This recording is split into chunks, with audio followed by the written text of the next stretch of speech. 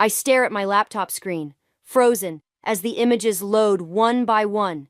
Each click of the mouse brings fresh pain, like twisting a knife deeper into my gut. There's Tom, my husband of 12 years, pressed against a woman who isn't me. His hands are tangled in her dark hair, their bodies close in what can only be described as an intimate embrace. The hotel's distinctive wallpaper behind them mocks me. The same chain where he claims to have quarterly business meetings. I recognize her immediately, Emily Carter, the rising star at Tom's company, barely out of college, with ambition practically oozing from her pores. I've met her twice at company functions, watched her laugh too hard at Tom's jokes, touch his arm just a second too long. The anonymous email sits in my inbox like a ticking bomb. "Thought you should know," reads the subject line. No signature, no explanation needed. The timestamp shows it arrived 17 minutes ago, while I was loading the dishwasher and planning next week's menu like a good little wife. My phone buzzes. Tom's face appears on the screen, his weekly check-in right on schedule. I let it ring, watching his smiling profile photo fade to black.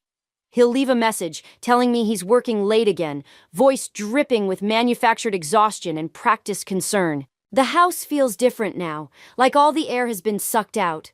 I walk through our kitchen, past the family photos on the walls, vacation snapshots, wedding memories, moments I thought were real. Were they all lies? My fingers trace the edge of our anniversary photo from last month. Tom's arm is around my waist, his smile perfect for the camera. I wonder if he texted her that night after I fell asleep. My hands shake as I dial Mike's number. We've been friends since high school, before Tom, before everything. He answers on the second ring. "Sarah? Everything okay? I need your help." My voice sounds strange, distant. "Remember when you said Tom was acting weird at the charity golf tournament last month?" "Yeah." Mike's tone shifts, cautious now. "What's going on?" "Someone sent me photos. Tom and Emily Carter, at the Riverside Hotel." Silence stretches between us. I can hear Mike's slow exhale. "Shit, Sarah. Are you sure?" "Unless he has an identical twin who also likes to kiss junior associates in hotel corridors, yeah, I'm pretty damn sure." "I'm coming over." "No." The word comes out sharper than intended. "I need to think. I need information. You're still on the board of the tech association, right? The one Tom's company belongs to?" "Sarah." "Please, Mike. I need to know what I'm dealing with. How long, how deep this goes. I can't confront him until I understand everything." Another pause. "Okay, but promise me you won't do anything rash. These situations, they can get messy fast." I laugh, a hollow sound that bounces off the kitchen walls. "Messy? My husband is fucking his employee while I'm here color-coding our monthly budget spreadsheet. I think we're well past messy." My phone buzzes again. A text from Tom. "Working late, don't wait up. Love you." Something shifts inside me, like a switch being flipped. The shock gives way to something colder, more focused. I think about all the late nights, the business trips, the way he's been password protecting his phone lately.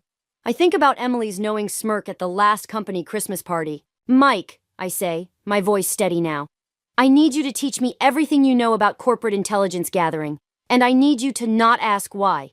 He sighs. "Tomorrow, noon, my office. But Sarah, whatever you're planning, be careful. Revenge has a way of burning everyone involved." I end the call and open Tom's text again. My fingers hover over the keyboard before typing, "Okay, honey, stay safe."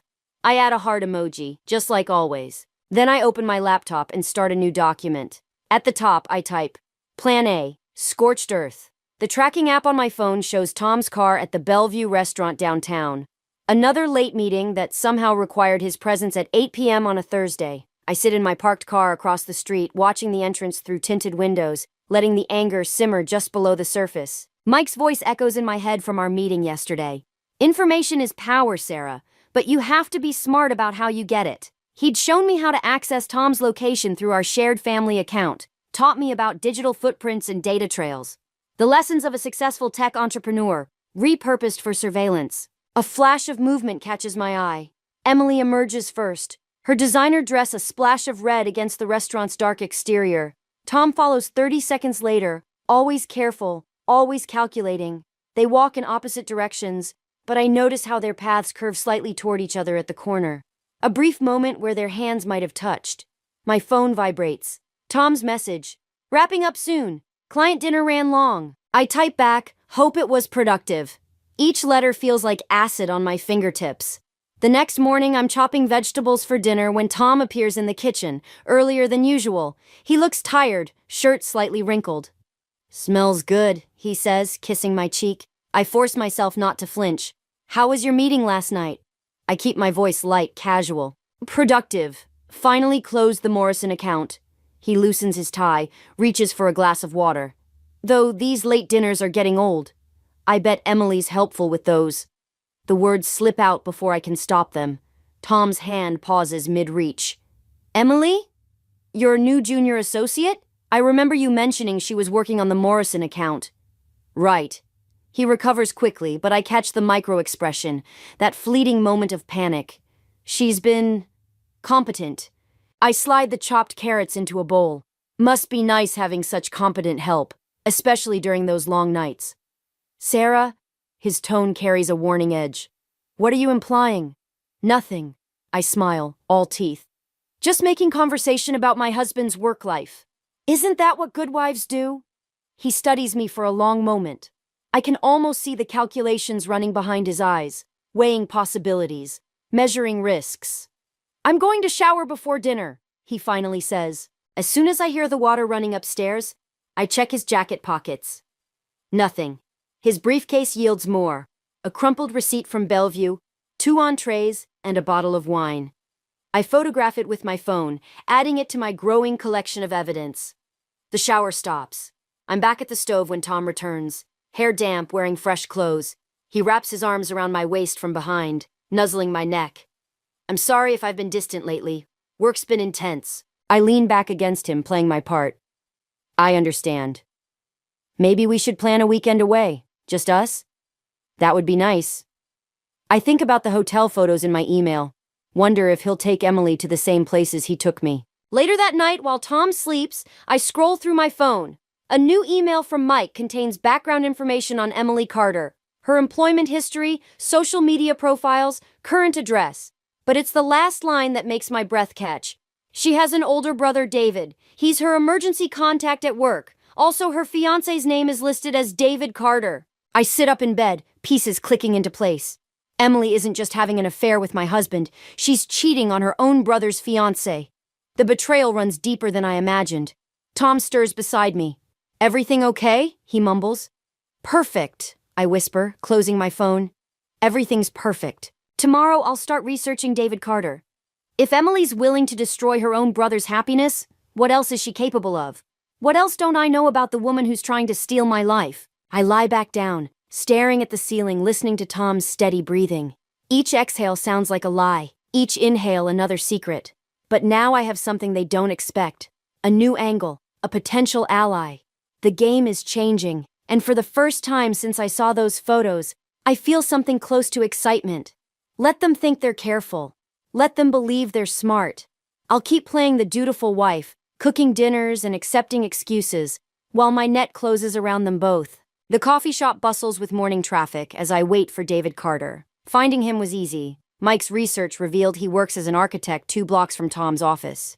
Getting him to meet me took 3 carefully worded emails explaining I had sensitive information about his sister. He arrives exactly on time, tall and serious in a charcoal suit.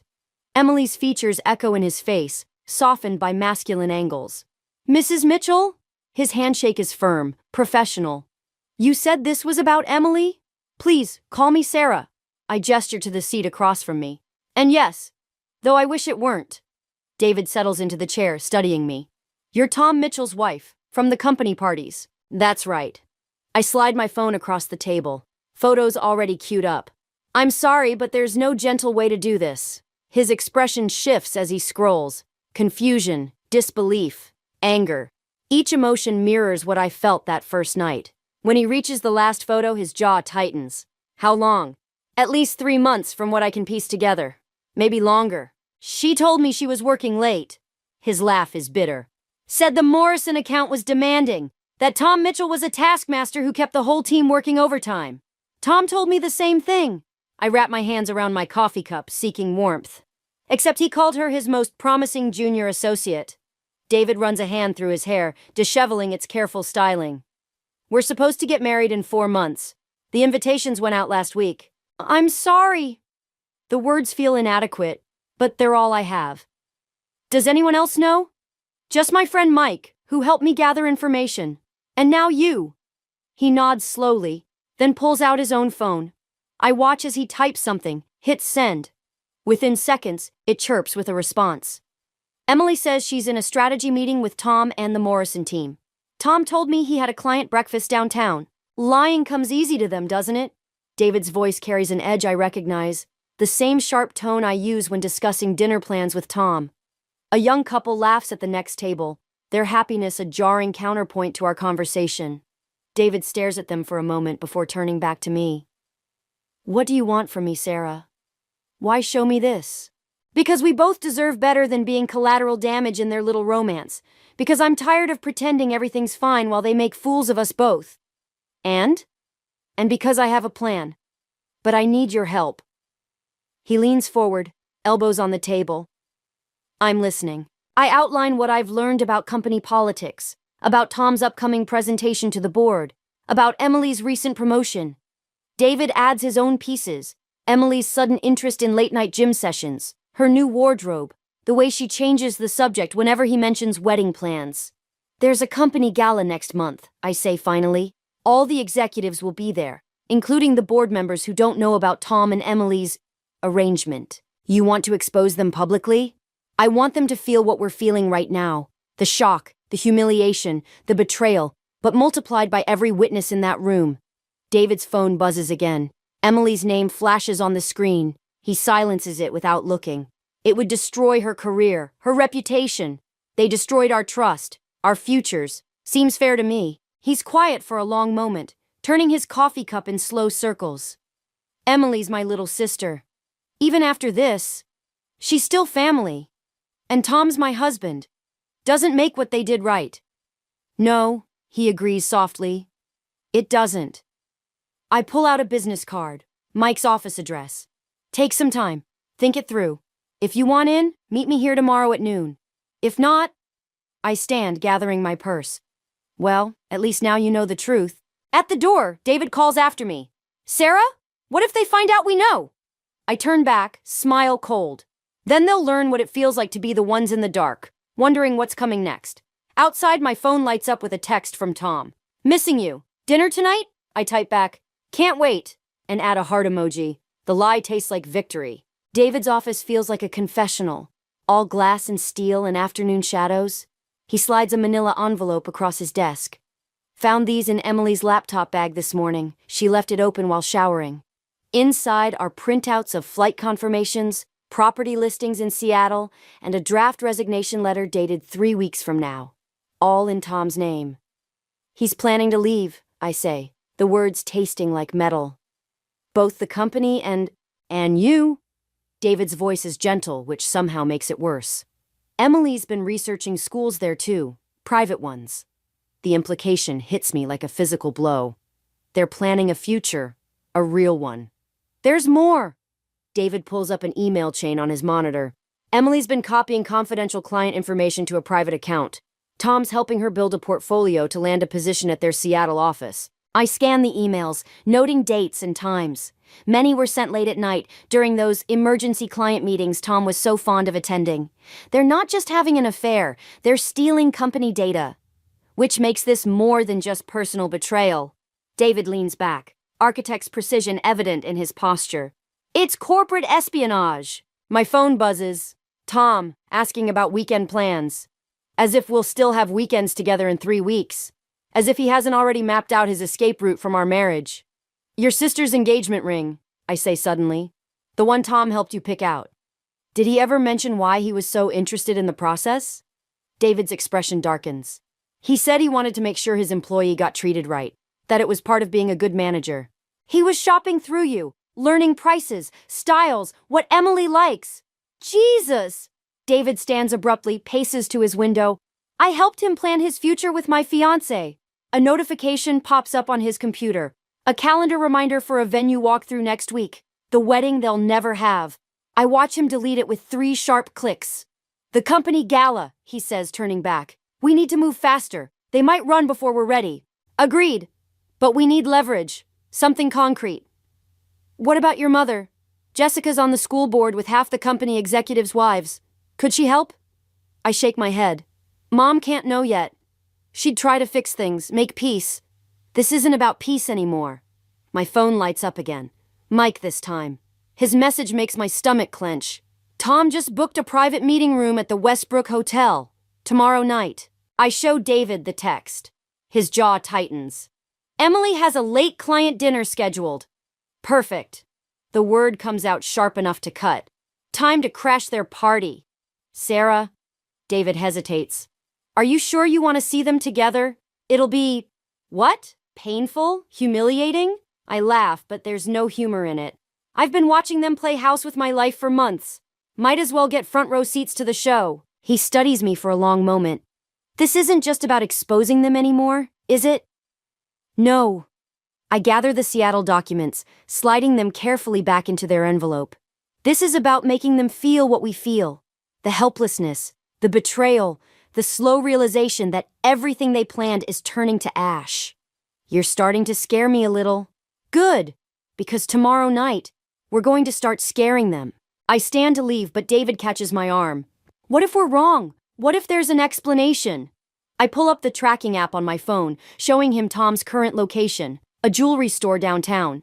The only thing left to explain is how badly they miscalculated. Outside, the late afternoon sun casts long shadows across the city. I text Tom back about weekend plans, suggesting a romantic dinner. He responds immediately, enthusiastic, loving, the perfect husband. I save the message. Evidence of his duplicity, another piece for the collection. Tomorrow night, we'll add surveillance photos to the file. Maybe even a recording if we're lucky. Let them have their secret rendezvous. Let them whisper promises and plan futures. Every kiss brings them closer to the edge they don't see coming. I start my car, Seattle property listings burning a hole in my bag. 3 weeks they think they have. I check my watch, calculating. Actually, they have about 26 hours. Time enough for one last dance. The Westbrook Hotel's lobby gleams with polished marble and false promises. I sit at the bar, angled toward the elevator bank, watching. My reflection in the mirrored wall shows a stranger, hairstyled, makeup perfect, wearing a dress I bought specifically for this moment. The perfect disguise for a woman falling apart. David's voice crackles through my earpiece, courtesy of Mike's surveillance gear. They're heading up to room 1542. Emily just texted asking if I wanted to meet for a late dinner. Said she'd be working until 10. Tom told me he has a conference call with Tokyo. I sip my martini, letting the bitter taste ground me. Guess lies come in all time zones. The elevator doors open. Tom emerges first, checking his surroundings before Emily follows. They maintain careful distance until reaching the hallway. Professional, practiced. I wonder how many times they've performed this dance. I've got the feed from the hallway camera, Mike says through the earpiece, recording everything. I watch them disappear around the corner, then count to 60 before standing. The elevator ride to the 15th floor feels endless. Each floor brings a new memory. Tom's proposal, our wedding day, the life we built that he's so eager to abandon. David meets me in the hallway, looking as wrecked as I feel. Security loop is in place. We have 20 minutes before it resets. I pull out the keycard Mike's contact provided. Amazing what hotel staff will do for the right price. Remember the plan. We're not confronting them yet. This is just reconnaissance. The card reader blinks green. I push the door open slowly, silently. Their voices drift from the sitting area. Emily's laugh, bright and young, Tom's deeper rumble. I've heard that tone before, when he used to talk to me that way. Seattle's perfect, Emily's saying. Fresh start, no complications, just us. Soon, Tom promises. Everything's arranged. Sarah won't see it coming. My hand tightens on the doorframe. David touches my shoulder. Support or restraint? I'm not sure which. What about David? Tom asks. He's going to be hurt. Emily sighs. He'll survive. Better he finds out after we're gone. Besides, he's been so focused on work lately. Sometimes I think he loves his buildings more than me. I feel David stiffen beside me. His sister's casual dismissal of their relationship cuts deep. The transfer papers are ready, Tom continues. Board won't question it with my recommendation. You'll have your promotion before we leave. My brilliant mentor. Emily's voice drips honey. Always taking care of me. Jesus, David whispers. They've thought of everything. I pull out my phone, recording. Each word is another nail in their coffin, another piece of evidence for what's coming. What about the house? Emily asks. Won't Sarah fight for it? Tom laughs. She gave up her career to play housewife. Everything's in my name. Trust me, she'll take whatever settlement I offer just to avoid scandal. The surge of rage nearly blinds me. David's grip tightens, holding me back. We should go, he murmurs. We have enough. But I can't move. Through the crack in the door, I see Tom pull something from his pocket, a small jewelry box. Emily's gasp echoes my own. It's beautiful, she breathes. But what about... I'll handle everything, Tom assures her. 2 more weeks. That's all we need to wait. David practically drags me away. We make it to the stairwell before my legs give out. Sarah? His voice seems far away. Sarah. Breathe. He bought her a ring. The words taste like ash. He's going to leave me with nothing. We won't let that happen. David's face hardens. We have proof now. Of everything. My phone buzzes. Mike, checking in. But another message catches my eye. An email notification from our joint account. Tom's just transferred a large sum to a private account I've never seen. He's already moving money. I show David the screen. We can't wait for the gala. They're going to run. Then we move now. David pulls out his own phone. I know people who can freeze accounts, track transfers. Give me an hour. I stand steadier now. Rage has a way of clarifying things. 1 hour, then we burn their perfect little plan to the ground. Sarah. David hesitates. Are you sure? Once we start this, they're already living in our ashes. I delete Tom's last loving text message. Time they learned what that feels like. The company gala sparkles with fake smiles and champagne bubbles. I adjust my black dress, the one Tom always said made me look elegant, and watch him work the room with Emily at his side. Professional distance maintained, of course. They're experts at this dance by now. Everything's in place, Mike murmurs, appearing beside me with 2 glasses of champagne. Board members are all here. Security footage is queued up on the main presentation screen. David? I scan the crowd, spotting him near the bar. Ready? Though he's looking a bit pale. I check my phone. No response from the bank about freezing the accounts. Tom's already moved half our savings. Tomorrow might be too late. Sarah. Tom's voice makes me flinch. He's suddenly there, Emily hovering nearby. You remember Emily Carter? Of course. I smile, grip tightening on my glass. Lovely ring. Emily's hand twitches toward her neck where the new diamond hangs on a chain. Hidden, but not well enough. Tom's face flashes with something. Fear? Anger? Before smoothing over. Business has been good to us all, he says smoothly. Emily's promotion to the Seattle office is well-deserved. Seattle? I raise an eyebrow. How interesting! When were you planning to mention the transfer? Before Tom can respond, David appears. Emily, we need to talk. Now. David, I'm working. Now! His voice carries enough edge to draw attention from nearby groups. They move away, leaving me with Tom. He steps closer, voice low. You're making a scene. No, darling, I'm just getting started. The lights dim.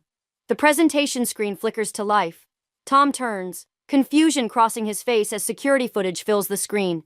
Him and Emily in the hotel corridor, their careful choreography of arrival times exposed. Gasps ripple through the crowd. Emily's voice fills the room. Seattle's perfect. Fresh start. No complications. Tom's response follows. Sarah won't see it coming.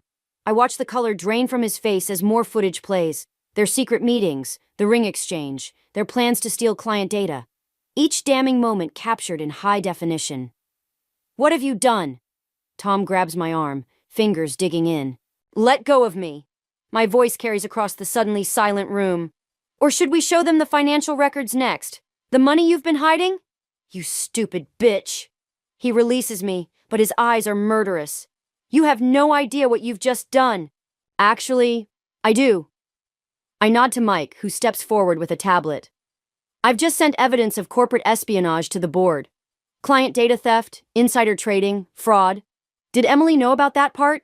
Or was she just a bonus in your exit strategy? Emily pushes through the crowd, David behind her. Tom, what's she talking about? Nothing. She's lying. The SEC doesn't think so. Mike's voice is cold. They're very interested in those offshore accounts you've been filling. The room erupts in chaos. Board members cluster together, whispering. Security appears at the doors. Emily backs away from Tom, shaking her head. It was perfect, Tom snarls at me. Everything was perfect until you... Perfect, I laugh, the sound brittle. You were going to leave me with nothing.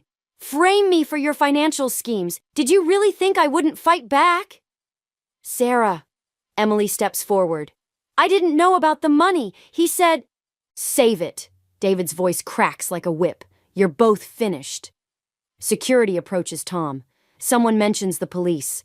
The carefully orchestrated evening dissolves into a nightmare of accusations and denials. But as I watch Tom being led away, Emily crying in a corner, something feels wrong.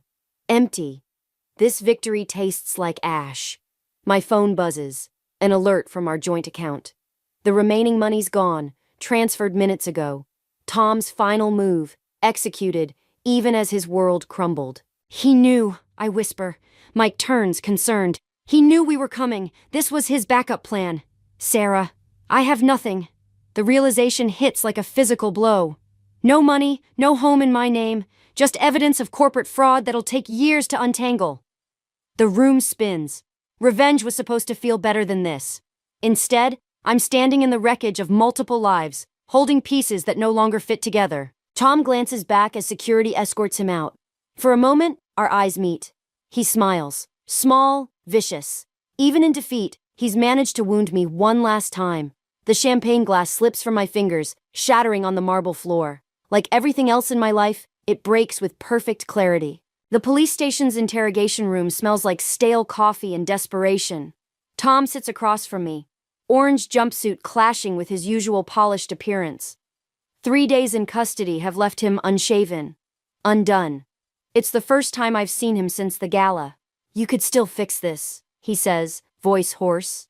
Tell them I was authorized to move those funds, that it was part of a legitimate business strategy. Like you were going to fix things for me?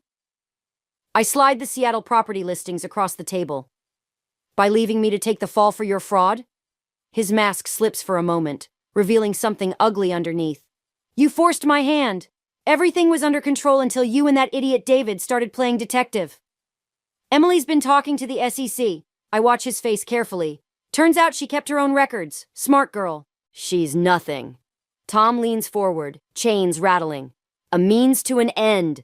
You really think I was going to start over with some desperate junior executive? The door opens. Mike enters with a folder, nodding to the observation window where I know David and the federal agents are watching. Your offshore accounts were flagged 6 months ago, Mike says, laying out documents. Emily was just cover for your exit strategy, but you needed someone to blame when the fraud was discovered. Tom's smile turns predatory. Prove it. Already did. I pull out my phone, play a recording. Tom in the hotel room, explaining to Emily how I'd take the fall for everything. You should have checked for devices before having sensitive conversations. You bitch! He lunges forward, but the chains hold him back. I gave you everything, made you comfortable while you played housewife. You owe me. I owe you nothing. My voice doesn't shake. The board's reviewing everything. Your client data theft, the insider trading, how you manipulated Emily into unknowingly helping you cover your tracks. They found the original transfer records, Mike adds. The ones you deleted showing where the money really went. Not to Seattle real estate. Tom's facade cracks completely. You have no idea what you've done. There are people involved who won't. Your partner's already rolled on you. I stand, gathering the documents. It's over, Tom. The money's being recovered. The house is frozen as evidence. Emily's testimony will ensure you serve maximum time. Sarah. His tone changes, softens. The voice that used to make me melt. Baby, please. We can still work this out. Remember Venice? How happy we were. I pause at the door, turn back.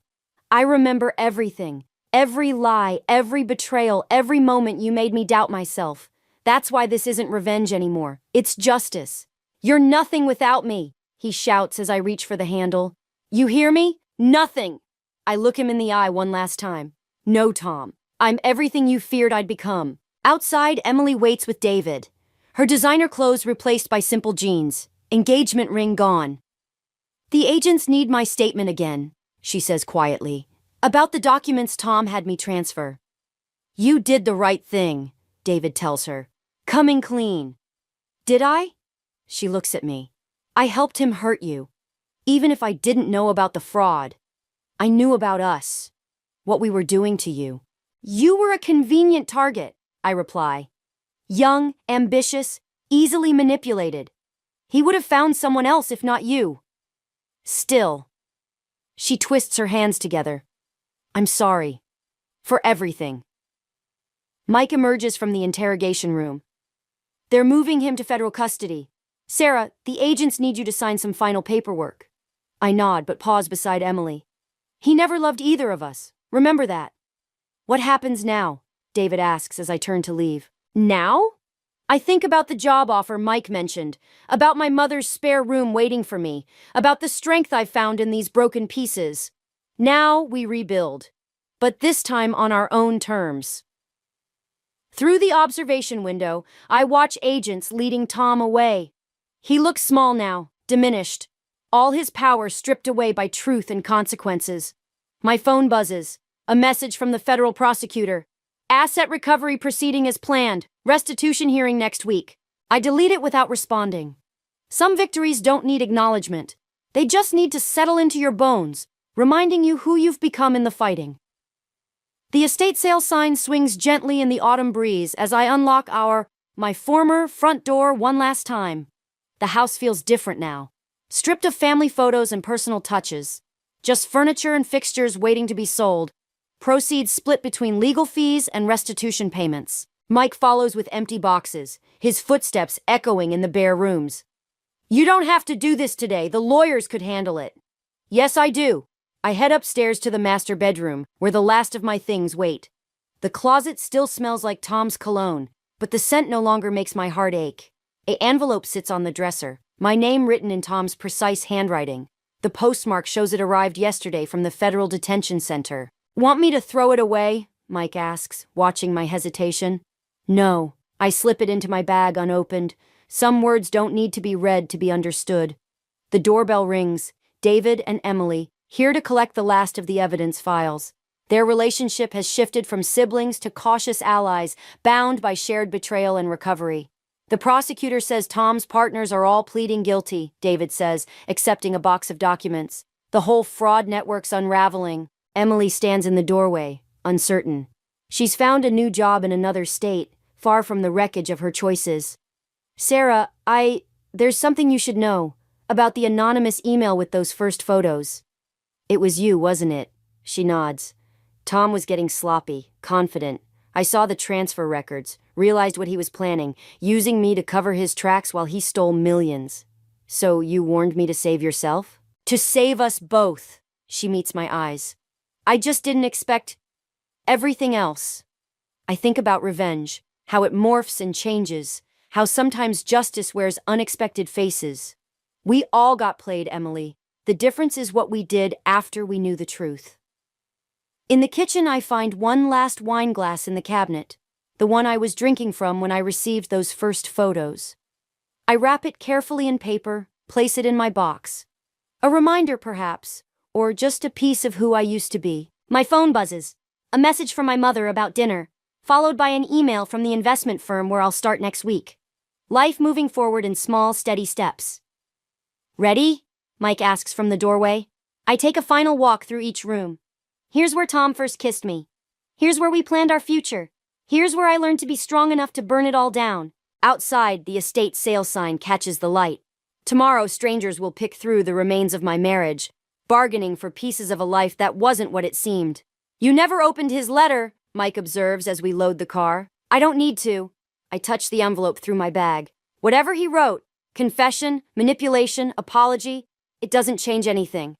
And that's enough? I think about Tom in his prison cell, about Emily starting over, about David rebuilding his trust in people, about how revenge turned to justice, turned to something else entirely. Not forgiveness exactly, but understanding. It has to be. At the curb, I hand the house keys to the estate agent. She starts talking about potential buyers, But I'm watching a young couple slow their car, studying the sale sign. They look hopeful, in love, certain about their future together. I almost want to warn them about hidden accounts and secret meetings, about how trust can blind you to betrayal. But maybe their story will be different. Maybe some houses can hold happiness without hiding lies. Sarah? Mike touches my arm. Time to go. I nod, turning away from the house, from Tom's letter, from the person I was when this all began. The wind catches the estate sale sign again, making it dance. Everything must go, it promises. Everything must change. In my rearview mirror, the house grows smaller, just another property waiting for new owners, new stories. But I carry its lessons with me. About strength, about justice, about the fine line between revenge and redemption. Some scars teach you how to heal. Others remind you why you fought. I have both now, and finally, that feels like enough.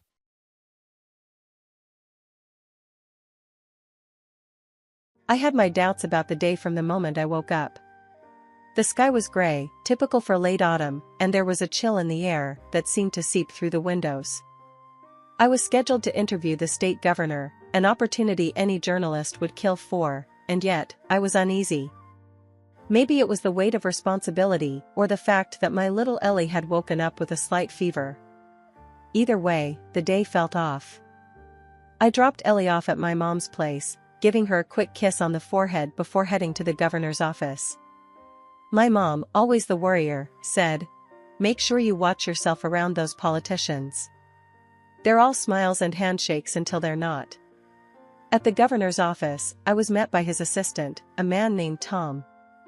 He was a bit older than me, probably edging into his early 40s, with a sharp suit and a smile that managed to be both professional and warm. "Clara, right? Heard a lot about you. All good, promise," he said, extending his hand. "Yeah, that's me. And you're Tom? I appreciate the help setting this up," I said, shaking his hand. His grip was firm, confident. The interview itself went better than expected. The governor was forthcoming, even charming, and I got some good quotes that I knew would make my editor happy. But it was Tom who caught my attention. He lingered nearby, always watching, making sure everything was in order. After the interview, while I was packing up my recorder and notes, Tom came over. "You got plans after this? There's a decent coffee place just around the corner. Their espresso will knock your socks off." I hesitated for a moment. It wasn't like me to mix work with anything personal, but there was something about Tom's straightforward manner that was disarming. "Sure, why not? I could use a good coffee after this," I replied. At the coffee shop, the conversation flowed easily. Tom talked about his daughter Amy, who was about to graduate high school and had plans for college. "She's got her mother's brains. Smart as a whip. I just try to keep up," he laughed. "I know the feeling. My Ellie's only 6, and she already outsmarts me daily," I said, laughing along. We talked more about our kids than anything else. It was refreshing to have a conversation that wasn't just about work or politics. Tom's demeanor was relaxed, and he didn't push the conversation in any direction it didn't naturally want to go. It was like talking to an old friend. As we left the coffee shop, Tom said, "Listen, Clara, I know you're not looking for anything serious. Heck, I'm not either. But I liked this, talking, laughing. How about we do this again? No pressure, no expectations." I looked at him, really looked. He was sincere, that much was clear. "Yeah, I'd like that," I admitted, a bit surprised at my own readiness to dive back into something personal.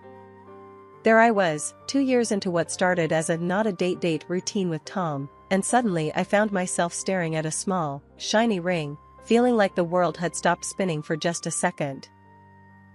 We were at our favorite little Italian place, tucked away in a corner booth that had become our spot. The candlelight flickered, casting shadows that danced around Tom's serious expression. He just popped the question, simple and straight, no fluff. "Clara, I'm not good with fancy speeches. So, how about it? Will you marry me?" Looking into his hopeful eyes, all I managed was, "Are you sure?" Because, life with me is a three-ring circus. Tom laughed, that deep, reassuring sound that had first drawn me to him. I'm counting on it. Ellie's a part of the deal, right? Wouldn't have it any other way. Okay then, yes, I said, my voice steadier than I felt. Yes, I'll marry you. Tom's place was bigger, with a yard that seemed to stretch forever and rooms that echoed with the potential of new memories. The first evening we spent there, Tom cooked dinner, something he'd become famous for during our not-a-date dates. Ellie watched him like a hawk, her curiosity barely contained. Tom, are you sure you know how to cook? Mom usually burns the pasta, she stated matter-of-factly, standing on tiptoe to peer over the counter. Tom winked at her, tossing vegetables in a pan with a chef's flair. I promise I won't burn anything. Scout's honor. The transition wasn't just physical, it was emotional, too. Ellie and I were used to it being just the two of us against the world. Now, Tom was in the mix, with his easy smiles and a way of making even the hardest day seem manageable. We were learning to be a family, and not just any family, a good one, a real one. Life in Tom's house was starting to feel more like home every day, but there was still one piece of the puzzle that didn't quite fit, his daughter, Amy. She was in college in another city, and we didn't see her much. The few times we did, the air felt charged, like a storm was always about to break. Amy came home for Thanksgiving, and I wanted everything to be perfect, to maybe smooth out some of the awkwardness that seemed to cling to the walls whenever she was around. I was in the kitchen when she walked in, her bags dropping to the floor with a thud. Hey, Amy, good to see you. Let me help with that, I offered, moving towards her. She gave me a half-smile, more out of politeness than warmth. Thanks, Clara. I've got it. Tom was all smiles, ruffling her hair like she was still 10 years old. Kiddo, your mom sent some of that pumpkin pie you love. Bet you missed real food at college, huh? Amy rolled her eyes, but there was a small smile there that didn't reach her eyes. Sure, Dad. College food is the worst. Dinner was a quiet affair, with Ellie trying to fill the silence with chatter about her school projects and the new friends she had made. Amy nodded and made the right noises, but spent more time pushing her food around the plate than eating it. After dinner, I caught her in the living room, scrolling through her phone. Amy, can we chat? I feel like we never really got off on the right foot here, I ventured, keeping my tone light. She looked up, her expression guarded. We're fine, Clara. There's no issue to fix. I took a deep breath, choosing my words. I know it's weird, me being here and all. I'm not trying to replace anyone or step on toes. I just want us to be okay, you know? Amy put her phone down, her face softening a bit. I get it. It's not you. It's weird seeing him move on, I guess. I understand. Just know I'm here, alright? For you, too, I replied, hoping to bridge the gap between us. She nodded, a bit of the ice melting. Thanks, Clara. I'll try to be less of a hermit, okay? It was a start, and I'd take it. The weekend passed quicker than I wanted, and soon it was time for Amy to head back to college. She hugged her dad, gave Ellie a high five, and to my surprise, she turned to hug me too. It was quick and a bit awkward, but it was something. Take care, Amy. Keep in touch, okay? I said, feeling like we'd turned a corner. Ellie, who had been unusually quiet, tugged at my hand. Is Amy mad at me? She doesn't talk much. I knelt down to her level, smoothing back her hair. No, sweetie, she's not mad. She's just used to being on her own. We'll keep trying, okay? Navigating new family dynamics was never going to be easy, but I believed in us. With patience and a lot of open hearts, I hoped we'd find our way to being not just a family by name, but one in spirit too. My job as a journalist meant erratic hours and sudden trips out of town, but Tom had stepped up in ways I hadn't even dared to hope for. He picked Ellie up from school, made dinner, and seemed to genuinely enjoy the rhythm of our new life together. Initially, Ellie was thrilled, always chattering about her day on the ride home, eager to show off the little projects she'd done in class. She's really taken to you, Tom, I told him one evening, watching them assemble a puzzle on the living room floor. He looked up, a smile creasing his eyes. She's a great kid, Clara. Couldn't ask for a better stepdaughter. But a few months in, I noticed a shift in Ellie. She became quieter, more reserved. The light in her eyes dimmed, replaced by a skittishness that set alarm bells ringing in my mind. I tried to coax her into talking, to share what was on her mind, but she just shrugged and forced a smile. It's nothing, Mom. Just tired, I guess, she'd say, but the mother in me knew better. Something was off. Then one night, as we were getting ready for bed, I noticed a bruise on her arm, a nasty, purple shadow that made my heart stop. Ellie, what happened? I asked gently, trying not to sound as panicked as I felt. She avoided my gaze, fiddling with the hem of her pajama top. I fell down at school. It was silly. I wasn't looking where I was going. But the bruise looked like it had a story that didn't involve a simple fall. My mind raced with dark thoughts of bullying. Did someone do this to you at school? You can tell me, Ellie. She shook her head quickly, too quickly. No, Mom. It was just me being clumsy. Really. The next day, I dropped by her school and spoke with her teacher, Mrs. Jennings, a kind woman who had always been open about classroom dynamics. Mrs. Jennings, has Ellie been having any trouble with other kids? Any signs of bullying? Mrs. Jennings looked genuinely surprised. Oh, no, Clara. Ellie gets along well with everyone. She's a quiet child, but she's not having any problems with other children that I've noticed. That left me more unsettled. If school was fine, then what was causing Ellie's change in behavior and the mysterious bruise?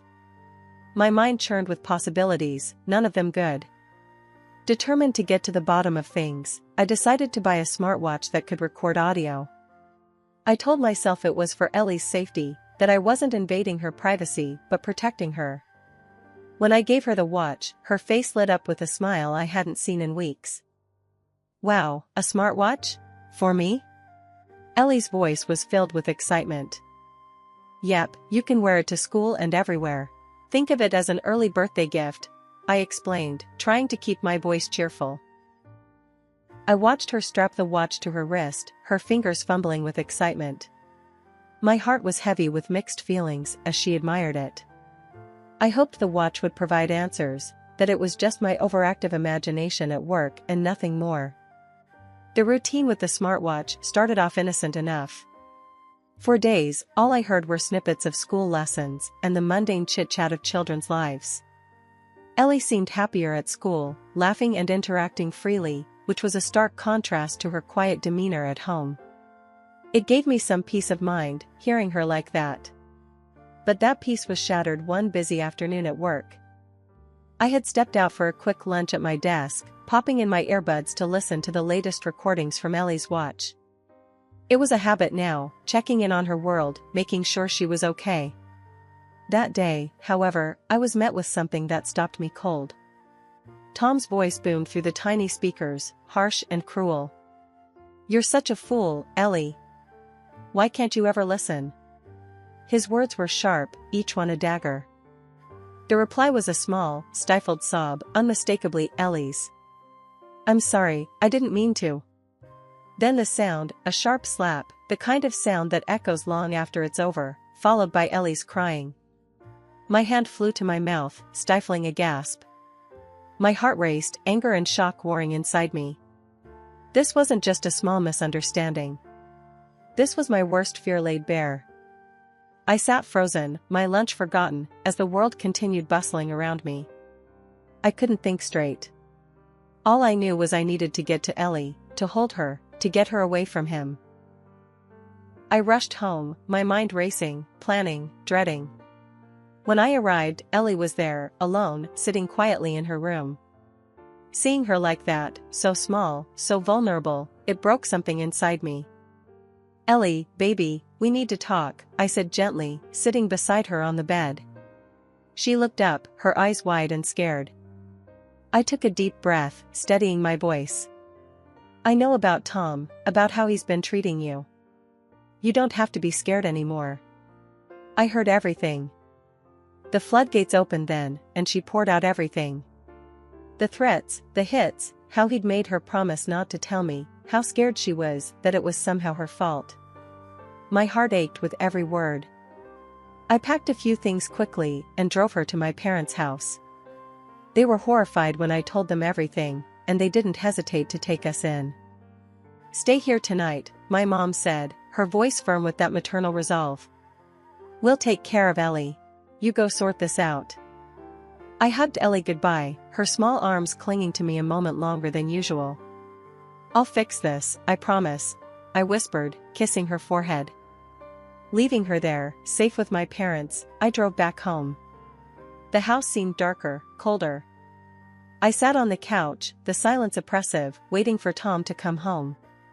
My mind raced with what I would say, how I would confront him. Anger, fear, betrayal, it all swirled inside me, a storm waiting to break. The sound of the front door opening and Tom's cheerful whistling sliced through the tense silence of the living room where I was waiting. He came in, all smiles, utterly unaware of the storm that was about to break. Hey, babe. What's for dinner? His voice rang through the house, light and carefree. I stood up, my stomach churning with nerves and anger. We need to talk. Now, I said, my voice steely and calm. The smile faltered on his face. Sure, what's up? You look serious. It's about Ellie, I began, watching as his expression shifted from confusion to concern. What about her? Is she okay? He took a step towards me, his brow creased. I cut him off, the fury building inside me. No, Tom, she's not okay. Because of you. He stopped, his face a mask of bewilderment. What are you talking about? I know about the abuse, Tom. I know how you've been treating her when I'm not around. The words felt like bullets, each one harder to say than the last. For a moment, he just stared at me, and then he laughed. A cold, harsh sound that echoed mockingly around the room. You're being ridiculous. You have no proof. You think you can take me down? With what? Your overactive imagination? His arrogance boiled my blood. I have more than enough proof, Tom. He smirked, stepping closer. Come on, Clara. You and I both know you're bluffing. If you push this, I'll make sure you regret it. I can destroy your career, drag your name through the mud. Don't forget, I have connections that you can't even dream of.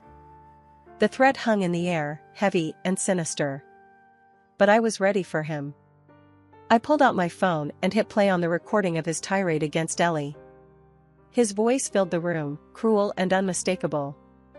Tom's face went white, his confident demeanor crumbling as the reality of his situation dawned on him. Clara, please, I was just stressed, I didn't mean. Save it, Tom. I'm done listening to your excuses. I watched as he sank to his knees, his face crumpled in fear. Clara, I'm sorry. I'm so sorry. Please, I can change. Don't do this. Don't ruin my career and my life. You should have thought about that before you hurt our daughter. You're not getting away with it this time. I stood firm, despite the part of my heart that ached to see him so broken. But I had to be strong, for Ellie. At that moment, the doorbell rang. I walked past Tom, still kneeling on the floor, and opened the door to 2 police officers. I had called them before Tom got home, the final step in ensuring my daughter's safety. Officers, thank you for coming. He's in here, I said, leading them into the living room. Tom looked up, the fear apparent in his eyes as the officers read him his rights and handcuffed him. He muttered pleas for forgiveness as they led him away, but I felt nothing but a hollow relief. Ellie was safe now, and that was all that mattered. After the door closed behind them, the silence was deafening. I sank down onto the couch, the adrenaline fading, leaving exhaustion in its wake. I knew this was only the beginning of a long battle, but for the first time in what felt like forever, I could breathe. Ellie was safe, and Tom would face the consequences of his actions. It wasn't long before the news exploded, splashing across every headline and becoming the talk of the town. But nothing prepared me for the knock on my door early one morning, just as the chaos was unfolding. I opened the door to find my first husband, Michael, the father of Ellie, standing there, his face etched with concern and a hint of anger. Beside him stood his lawyer, a sharply dressed man known for his ruthless courtroom tactics, his reputation preceding him. "Clara, we need to talk," Michael said without wasting a moment, pushing past the formalities as his lawyer followed suit. I sighed, stepping aside to let them in. "I guess we do." Once we were all seated in the living room, his lawyer, Mr. Davidson, wasted no time. "Clara, Michael here is very concerned about the welfare of Ellie and how this scandal could affect her. We want to ensure that her interests are protected, legally and financially." Michael chimed in, his voice firm. "Clara, I won't let our daughter be dragged through the mud because of him." "What were you thinking, getting involved with a guy like that?" I bristled at his tone, my own anger rising. "I was thinking that I found someone decent, which he seemed to be, until he wasn't." "I'm handling it, Michael." As we debated back and forth, my phone buzzed. It was Amy, Tom's daughter, a message filled with urgency. "I have something you need to see. Can we meet?" I excused myself and stepped outside to call her. "Amy, what's going on?" "Clara, I've got evidence. Evidence of what he did, not just to Ellie, but to me too, when I was younger. I'm ready to stand with you in court." Amy's voice was resolute, a stark contrast to the young woman who'd been so unsure before. "Thank you, Amy. This means a lot. Let's bring this to light, all of it," I said, a wave of relief washing over me. Back inside, I relayed the news to Michael and Mr. Davidson. "Looks like we'll have more than just our word against his. We have evidence, solid evidence, and his own daughter's testimony." Michael sighed, running a hand through his hair. "All right, Clara. We'll support you in this, all the way. Just make sure it's handled with Ellie's best interest at heart." The court date was a spectacle, with reporters swarming the courthouse. Amy took the stand, her voice steady as she recounted years of hidden abuse. The evidence she provided was undeniable, the impact on the courtroom palpable. When the judge finally passed the sentence, it was more than I had dared to hope for. Tom was found guilty of child abuse and domestic violence. The judge awarded a significant fine in favor of both me and Amy, and Tom was sentenced to prison. His political career, his reputation, everything crumbled in the wake of his actions. The fresh start was exactly what Ellie and I needed. After everything that happened, buying a new house felt like claiming back a piece of ourselves that had been lost in the chaos. The house was smaller, cozier, a place where the shadows of our past couldn't reach us. Moving day was a mix of laughter and hard work, with boxes labeled Ellie's stuff outnumbering everything else. "Mom, can I paint my room purple this time?" Ellie asked, her eyes sparkling with the sort of excitement that had been missing for too long. "Sure thing, kiddo. Whatever you want," I replied, grateful to see her so happy, so full of life again.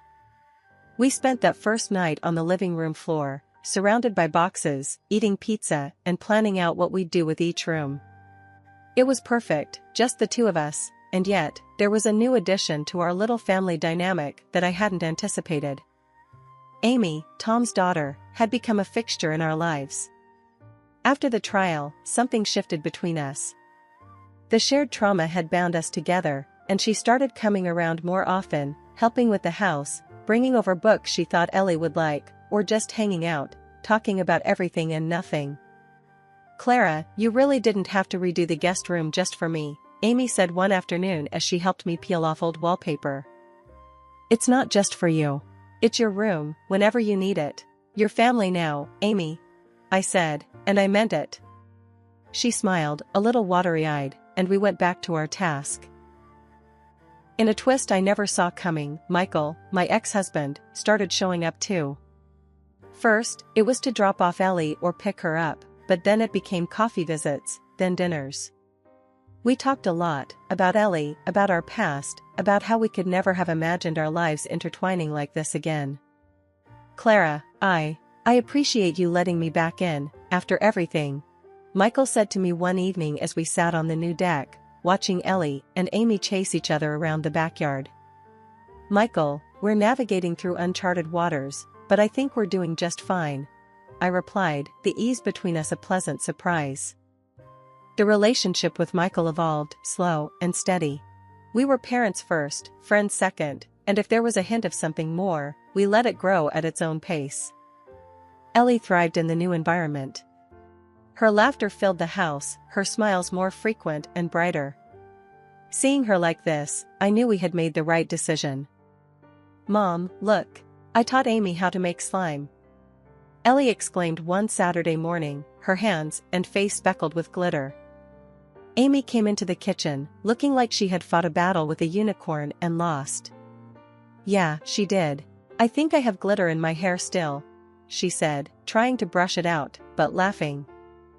Watching them together, I felt a profound sense of peace. We had weathered a storm, fought hard battles, and now, here we were, building a life full of hope and happiness. As the days grew warmer, our little household found its rhythm. We were a patchwork family, each of us with our own scars and stories, but together, we were whole.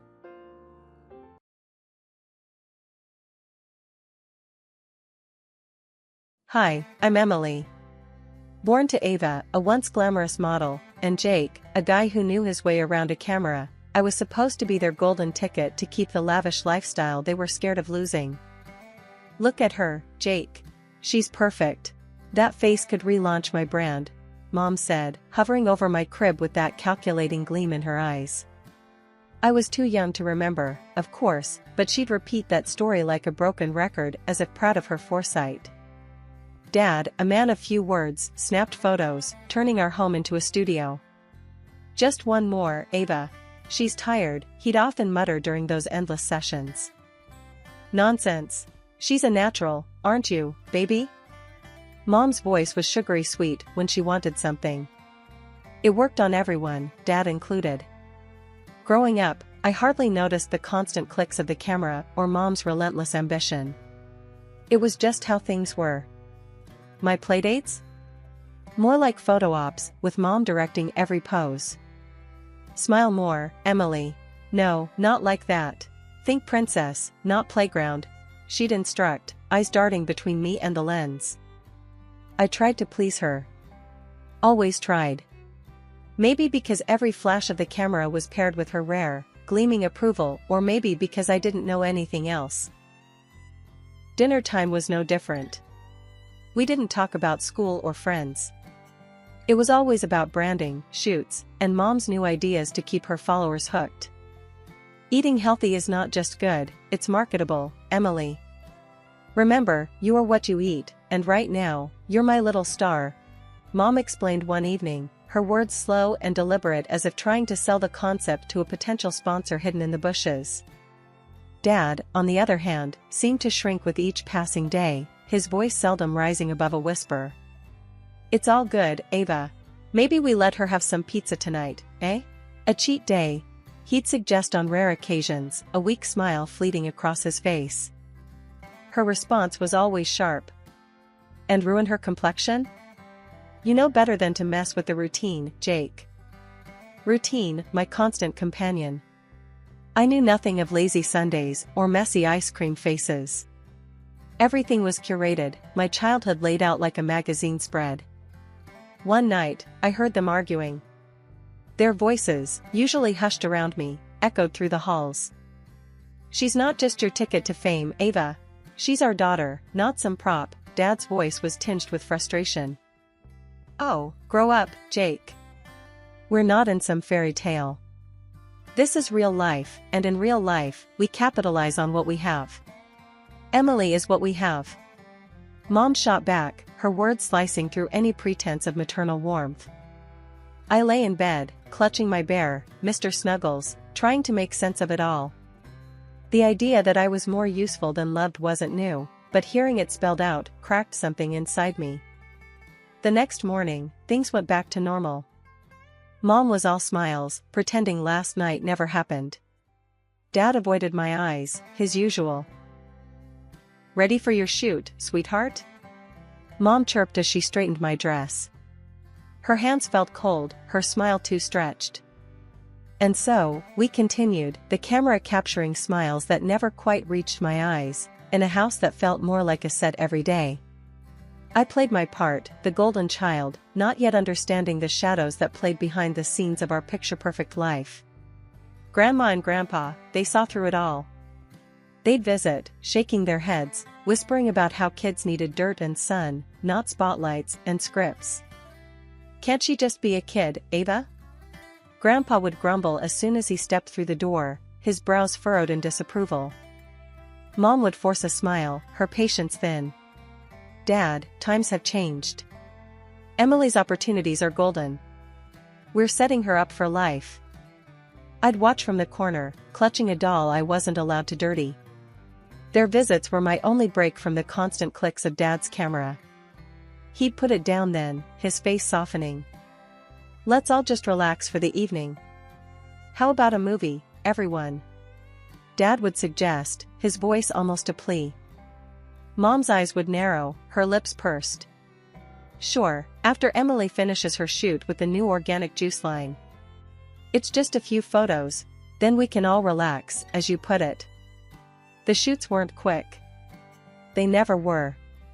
Dad tried to keep things light, goofy faces behind the camera, to make me giggle on cue. "Come on, pumpkin, show me the biggest smile. Think about, oh, ice cream." He'd cheer, hoping to catch a genuine moment. Mom didn't do patience. "Jake, focus. We need these perfect. The company is watching closely. They want the natural, happy child, not some sugared-up toddler." The arguments got more heated when the camera was off. Grandma and Grandpa would try to steal me away for a weekend, desperate to give me a taste of normal. "Ava, she should come stay with us. Just a few days. Let her run around, play in the mud." Grandpa would argue as he put on his coat, ready to leave, but not ready to give up. "And what? Miss a casting call? No, Dad. We're not risking opportunities. She's fine." Mom would snap, her words final. It wasn't all bad. Sometimes, in the quiet mornings before Mom woke up, Dad would make pancakes, drizzling extra syrup and letting me toss in handfuls of chocolate chips. "Don't tell your mom." He'd wink, the secret sweet between us. "Promise." I'd giggle, the syrup sticky on my fingers, the moment light and free. But freedom was always fleeting. As soon as Mom's footsteps echoed down the hall, it was back to business. Hair brushed, face washed, and dressed in whatever outfit she'd laid out.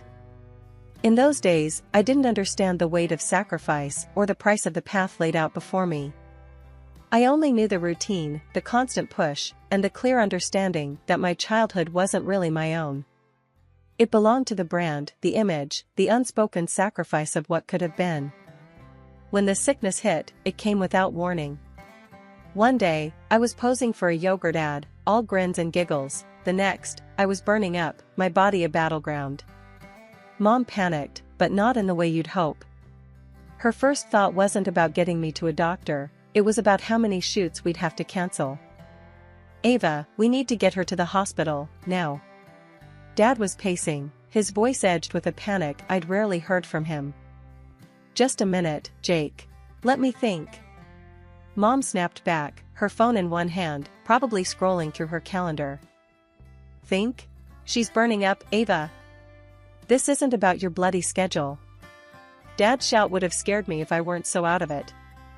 In the hospital, they said it was polio. I didn't really understand then what it meant, only that it was bad, really bad. Mom's face went white when the doctor explained.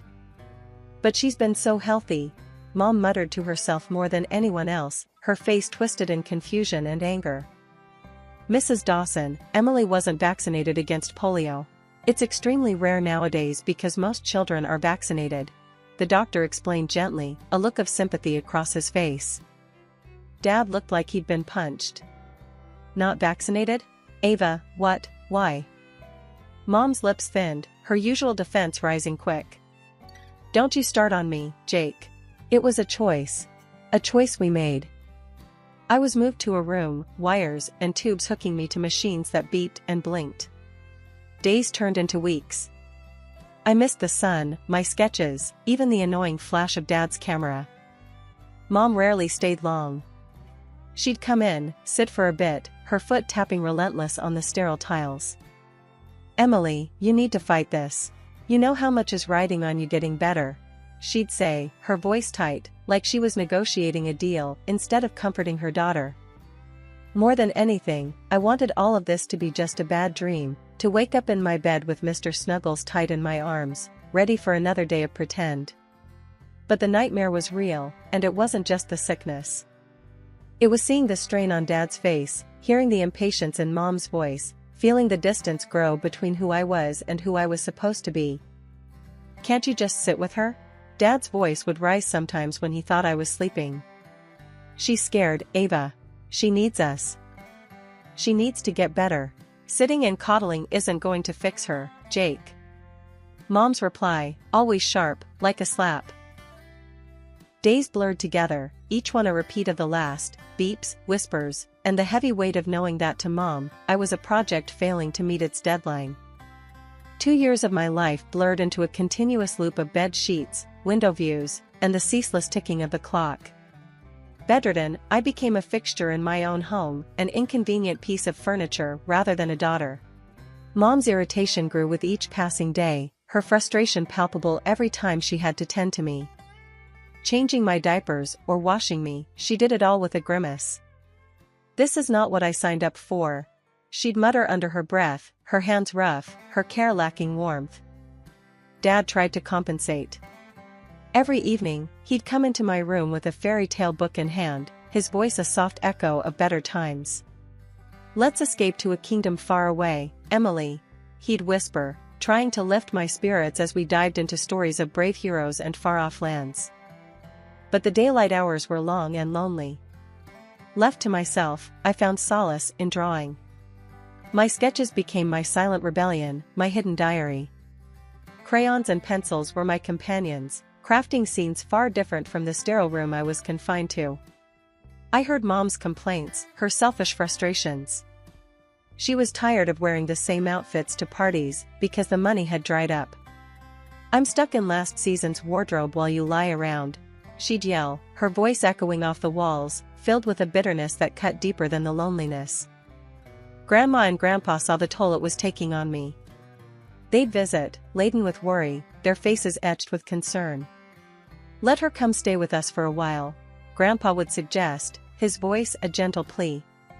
"She needs a change of scenery, needs to feel loved." But Mom would have none of it. Absolutely not. What would people think if they knew I'd shipped her off to her grandparents? My image as a mother is at stake. Her voice was shrill, tinged with desperation. Her tantrums became more frequent, a testament to the crumbling facade of her once glamorous life.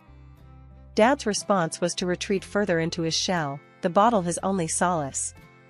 Nights were filled with the sounds of Mom's crying fits and the clinking of Dad's glass. When I turned 8, a flicker of hope emerged as I began to slowly pull myself upright, leaning heavily on the bedpost. But one leg didn't cooperate, it was thinner, shorter, a lasting reminder of the illness that had ravaged my body. Mom dragged me to countless doctors, her face etched with a mix of hope and fear. "Is there nothing you can do?" she would demand, her tone sharp as she addressed the specialists. "I'm sorry, but these are post-polio complications. There's not much we can do to reverse this," the doctors would explain, their faces somber. The realization that I would never again be the perfect model child hit her like a storm. Rage replaced her initial shock. At home, she turned that rage on me. "Look what you've done to yourself," she'd scream. "If you hadn't been so careless, none of this would have happened. You've ruined everything." Her words stung, and I'd retreat further into my sketches, my only escape from her relentless blame. My drawings became darker, a mirror to the turmoil inside me. Yet, they also held a strange beauty, a testament to my endurance and my spirit, which refused to be crushed. Nights in my room were long and silent, filled only with the scratching of my pencils against paper as I lost myself in drawing worlds far kinder than my own. My comics became my sanctuary, a place where I was the hero, not the victim. "Why do you even bother with that stuff?" Mom's harsh voice would slice through the quiet as she barged into my room. "It's not like it's going to get us back on track. You should be focusing on something useful." I learned to just nod, not trusting my voice. My drawings hid under my bed, my fears and dreams bleeding onto the pages in secret. I had no friends to call, no schoolmates to lean on, my world was confined to these four walls. And the only connection I had to the outside was through my online classes and occasional, whispered phone calls with my grandparents who seemed to be the only ones who cared. One night, something changed. It was late, and the house was quiet, too quiet. That's when I heard it, muffled screams from downstairs. Heart pounding, I limped to my door, easing it open just enough to peek through. "I can't do this anymore, Jake. Look at her, look at what she's become." Mom's voice was frantic, laced with disgust. "I can't stand to look at her anymore." Dad's response was slurred, tired.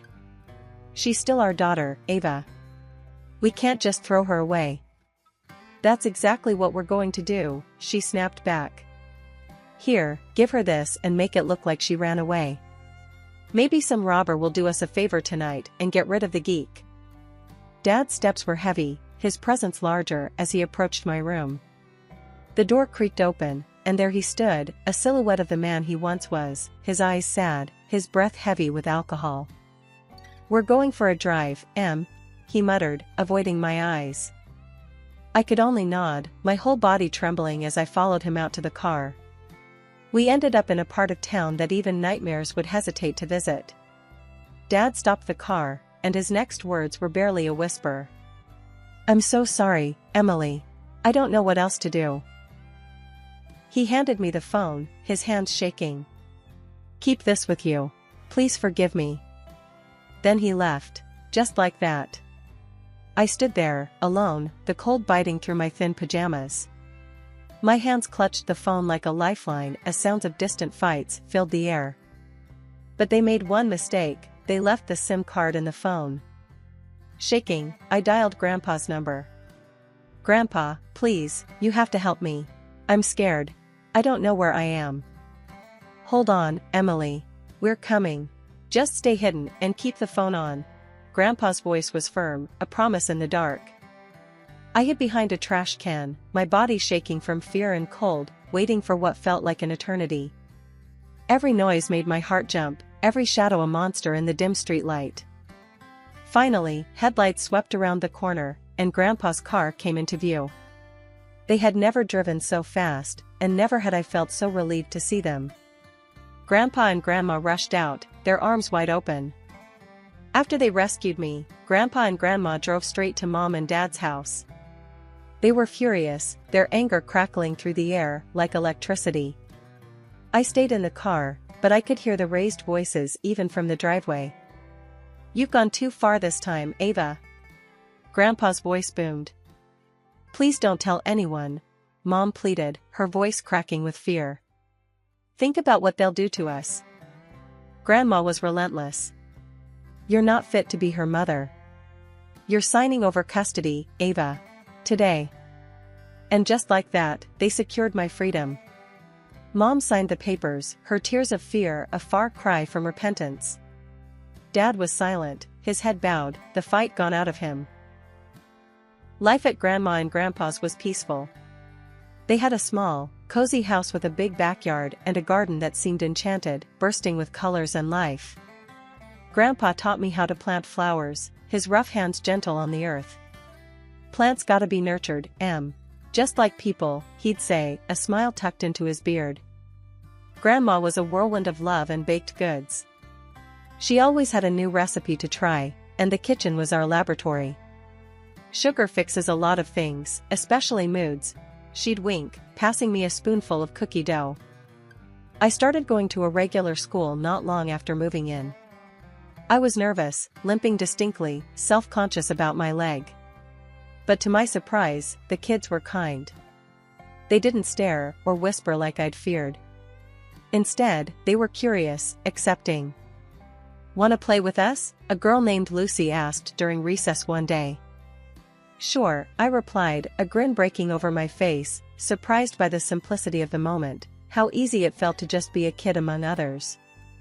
Art class became my refuge, where I truly flourished. Mr. Hernandez, the art teacher, noticed my talent right away. "You've got a real gift, Emily. Ever thought about showing your work to the world?" he encouraged. Taking his advice, I started posting my drawings online. It was just a few sketches at first, but soon, I had followers, a community of people who didn't just see the drawings, they saw me. They understood the stories I was telling through my art. Evenings at home were my favorite time. After dinner, we'd sit on the porch, Grandpa with his pipe and Grandma with her knitting, the day winding down around us like a soft blanket. "Life's good, isn't it?" Grandpa would ask, looking out at the garden bathed in twilight. "It's wonderful," I'd answer, leaning against Grandma, feeling safe and loved in a way I hadn't known was possible. At 19, life threw me into a new chapter, art school, with a scholarship that recognized my talents. The girl who once sketched in secret was now a known name in the online art community. Even my characters jumped off the pages, finding their way onto comic book covers and city walls as graffiti. Enrolling in art school was a dream realized. It was my chance to dive deeper, to explore the roots of artistic expression through classical training. "You're going to rock this, Emily," Grandpa said on the day I received my acceptance letter, his eyes gleaming with pride. "Yeah, kid, show 'em how it's done," Grandma added, always quick to throw in her fiery support. The campus was buzzing with creativity, a place pulsing with potential. My first day felt like stepping into a larger world, one I was eager to explore and influence. Studying was intense, but fulfilling. I absorbed techniques and histories that made my work richer, more grounded. My professors encouraged experimentation, leading me to blend traditional methods with my unique style. "You have a rare gift, Emily. Your perspective is refreshing," Professor Ames noted during a critique, his words bolstering my confidence. Parallel to my studies, I organized an exhibition of my paintings. It wasn't just an exhibition, it was a narrative display, telling stories of overcoming and becoming. "Each piece tells a story, doesn't it?" a visitor remarked during the opening night, her eyes tracing the lines of my largest canvas. "Absolutely. Each stroke has a part of my journey," I explained, finding joy in sharing my vision. The local media caught wind of my story, intrigued by the artist who conquered personal and physical challenges to create. They filmed reports at the exhibition, interviewing me about my work and life. "Emily Dawson isn't just an artist, she's a phenomenon," one reporter said as the camera light blinked red. I walked through the exhibition, my special shoes, and sometimes a cane aiding my steps. I wasn't hiding my limp, I was owning it. "You turn adversity into art," an art enthusiast commented, pointing at my cane, which I'd painted in bright colors. Photos of me appeared in fashion magazines again, a full-circle moment. But this time, I posed because I wanted to, each photo a testament to my agency and artistry. "She redefines beauty," read the caption under a photo of me, my painted cane in hand, standing boldly beside one of my vibrant murals. By the time I finished my degree, I wasn't just a graduate with honors, I was a symbol of perseverance, a living canvas of my own making. And as I walked across the stage to receive my diploma, cane in hand, the applause wasn't just for my academic achievement but for the journey that brought me there. The art gallery buzzed with chatter and the click of cameras, the air electric with admiration for the work lining the walls. I mingled with guests, my heart swollen with pride and nerves. It was a big day, the culmination of years of hard work and passion. The space was filled with my paintings, each piece a chapter of my life, a battle fought and won. Out of nowhere, the atmosphere shifted. My heart stopped for a second when I saw them, my parents. They have changed a lot. Dad looked worn, more lines on his face, his eyes dimmer. Mom's beauty disappeared, revealing her true self. I watched, frozen, as Mom made her way to the reporters who were filming. With the flair of someone used to the spotlight, she announced loudly, "I'm Emily's mother, and I'm just so overwhelmed with pride for what she's accomplished." The camera swung to her, eating up her performance. She's always been incredibly talented, and seeing all she's achieved, it's a mother's dream come true. I couldn't take it. My body moved on its own, fueled by a mix of anger and disbelief. "No," I interrupted sharply, my voice slicing through the murmurs of the crowd. "I owe everything to my grandparents. They are the reason I am who I am today." Away from the prying eyes and lenses of the media, I pulled my parents aside, my heart hammering against my ribs. Mom's act dropped as soon as we were out of earshot, her eyes cold and calculating. "Emily, darling, we need your help," she began, the sweetness in her voice sickening. "Your father has had some troubles, he's lost his job, and we've had to sell the house. We have nowhere to go. You owe us, Emily." "I owed you nothing the moment you left me on that street," I shot back, my resolve hard as steel. "If you ever come near me or my grandparents, I'll go to the police." "Don't think I won't." They knew I meant every word. Without another word, they turned and left, disappearing back into the shadows from which they had emerged. That night, after the guests had left and the lights in the gallery dimmed, I took a moment to walk through the quiet space. My paintings looked back at me, each one a testament to my journey. I had faced my past, confronted the pain, and came out the other side stronger. Back home, in the quiet comfort of Grandma and Grandpa's house, I finally felt at peace. Here, in this house filled with love and acceptance, I knew I was home, truly home.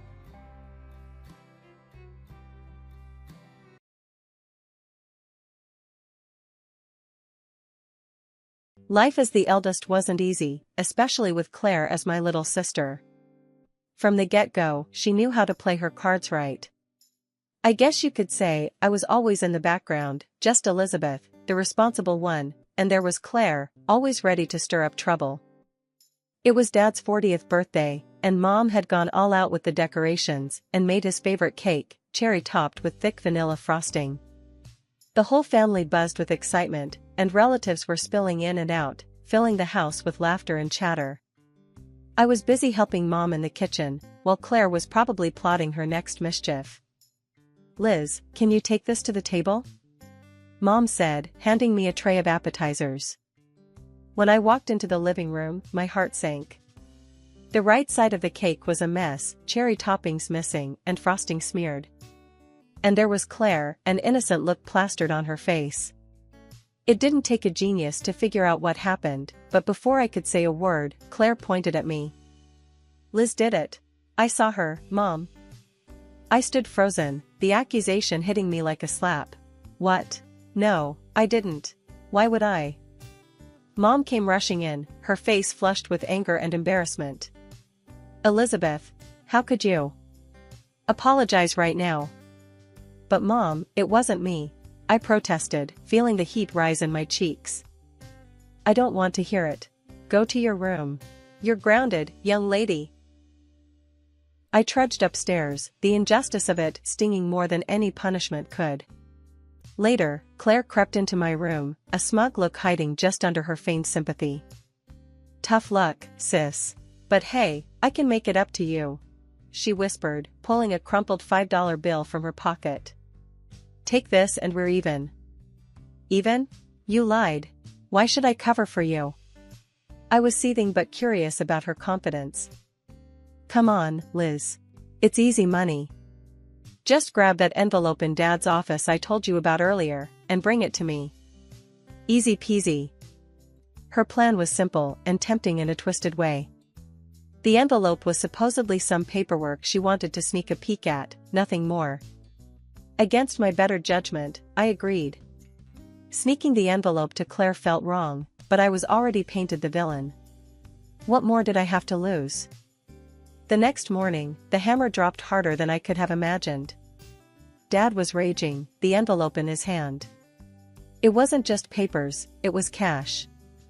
Cash meant for paying some of the bills. "Elizabeth, how could you steal from us?" Dad's voice boomed through the house. "I didn't. It was. Save it.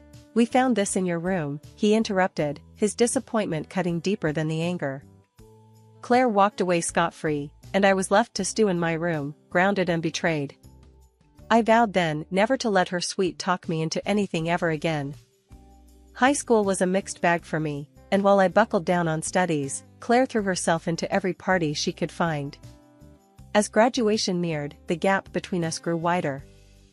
One evening, I was knee-deep in college application forms when Claire barged into my room, reeking of smoke and something sweet that I couldn't place. Her eyes were too bright, her smile too forced. "Liz, you gotta loosen up. Why don't you come out with me tonight? There's a killer party down at Jake's place.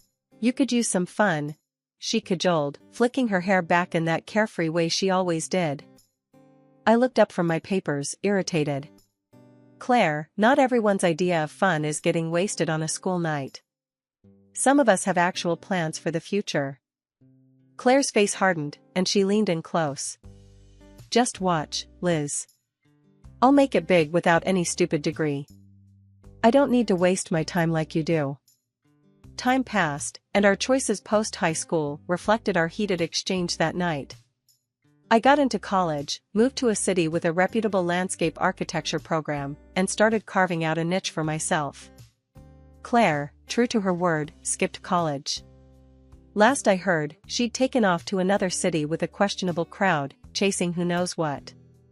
Mom and Dad tried to bridge the gap between us, urging me to reach out to Claire. "Elizabeth, have you heard from your sister recently?" Mom would ask during our weekly calls, hope tinged with worry in her voice. "No, Mom. Claire hasn't called. Did she reach out to you?" I'd reply, knowing full well she hadn't. "She's your only sister, Liz. Maybe you should try talking to her, mend things." Dad would chime in, his voice always a mix of frustration and concern. I sighed, feeling the old weight of being the responsible one. "I'll try, Dad, but you know Claire. She does what she wants."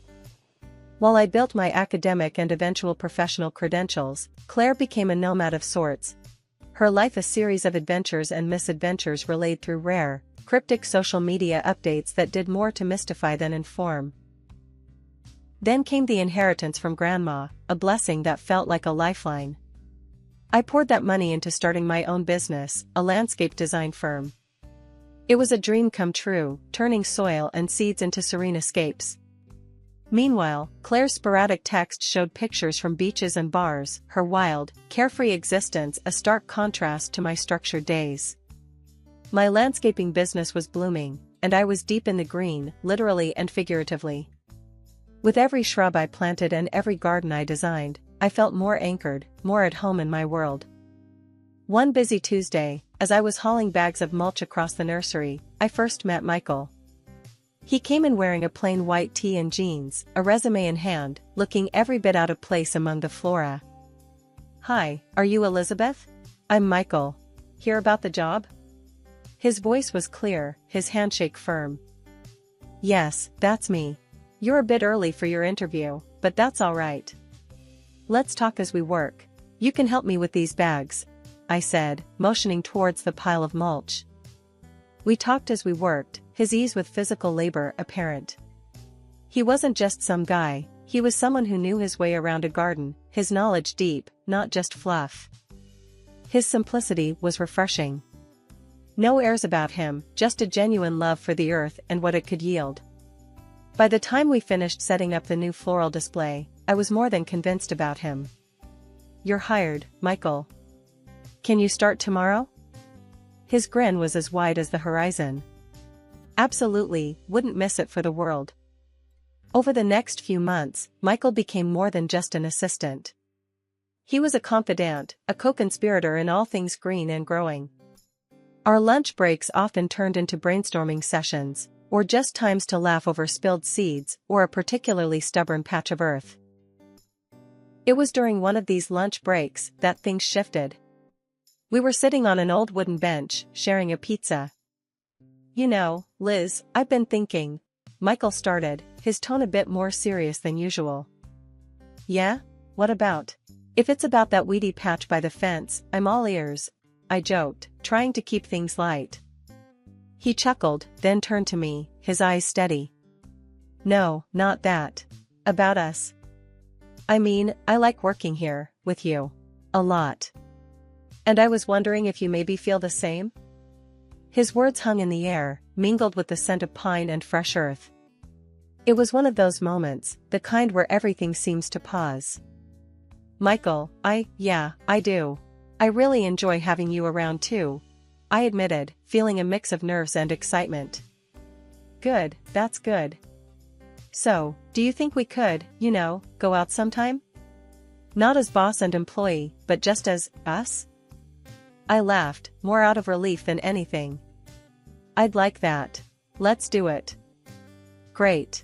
It's a date then, he said, his smile making me feel like everything was just as it should be. A year later, we got married. It was a simple ceremony, just close friends and family in a small garden we both loved. Standing there with Michael, exchanging vows beneath the arch of blooming jasmine, I felt a sense of completeness. Just when you think you've got life somewhat figured out, it throws a curveball. Mine came in the form of an unexpected call from my mom. Liz, guess who's back? Your sister Claire. She's here and wants to see you, Mom said, her voice a mix of excitement and nervousness. We're having dinner tonight. You and Michael should come. That evening, Michael and I drove to my parents' house. The familiar landscape rolled by, but my stomach twisted with every mile closer to what felt like stepping back in time. Walking up to the door, Michael squeezed my hand. You okay? Not really. But let's get this over with, I muttered, trying to plaster on a smile as we rang the bell. The door swung open, and there was Claire, as radiant and charming as ever, a stark contrast to the knot of anxiety I felt inside. Liz, look at you, all successful and married. Claire exclaimed, pulling me into a hug that felt more for show than out of affection. And you must be Michael. I've heard so much about you. Dinner was a lavish affair. Mom had pulled out all the stops, and Dad was unusually quiet, watching the interactions with a hopeful eye. Claire was in full charm mode, laughing a little too loudly at Michael's jokes and keeping the conversation dangerously close to the topic of my business. So, Liz, how's the business going? Must be good, huh? Working with all those fancy clients and big projects, Claire said, a gleam in her eye that I didn't trust. It's going all right, lots of hard work as usual, I replied, playing down the details. Oh come on, don't be modest. Mom told me you landed some big contracts. That's amazing. You must be making a killing, she pushed, her curiosity poorly veiled. I shrugged, trying to steer the conversation away. It pays the bills. So, what have you been up to, Claire? It's been years. Oh, this and that. Travel, fun, living life, you know how it is, she said vaguely, waving her hand dismissively. Dad chimed in, possibly trying to smooth things over. Claire's thinking of settling down here, starting fresh. It's a good thing, having both my girls in the same town. I forced a smile, catching Michael's wary glance from across the table. The evening dragged on, with Claire's questions about my business becoming more pointed and persistent. I felt like I was being interviewed rather than catching up with family. As we said our goodbyes, Claire pulled me aside. Really, Liz, if you ever need a hand or want to talk shop, just give me a call. Family should stick together, right? Her words, meant to comfort, felt more like a warning. As Michael and I drove home, the silence in the car was heavy. Heads up, Liz. I don't trust her.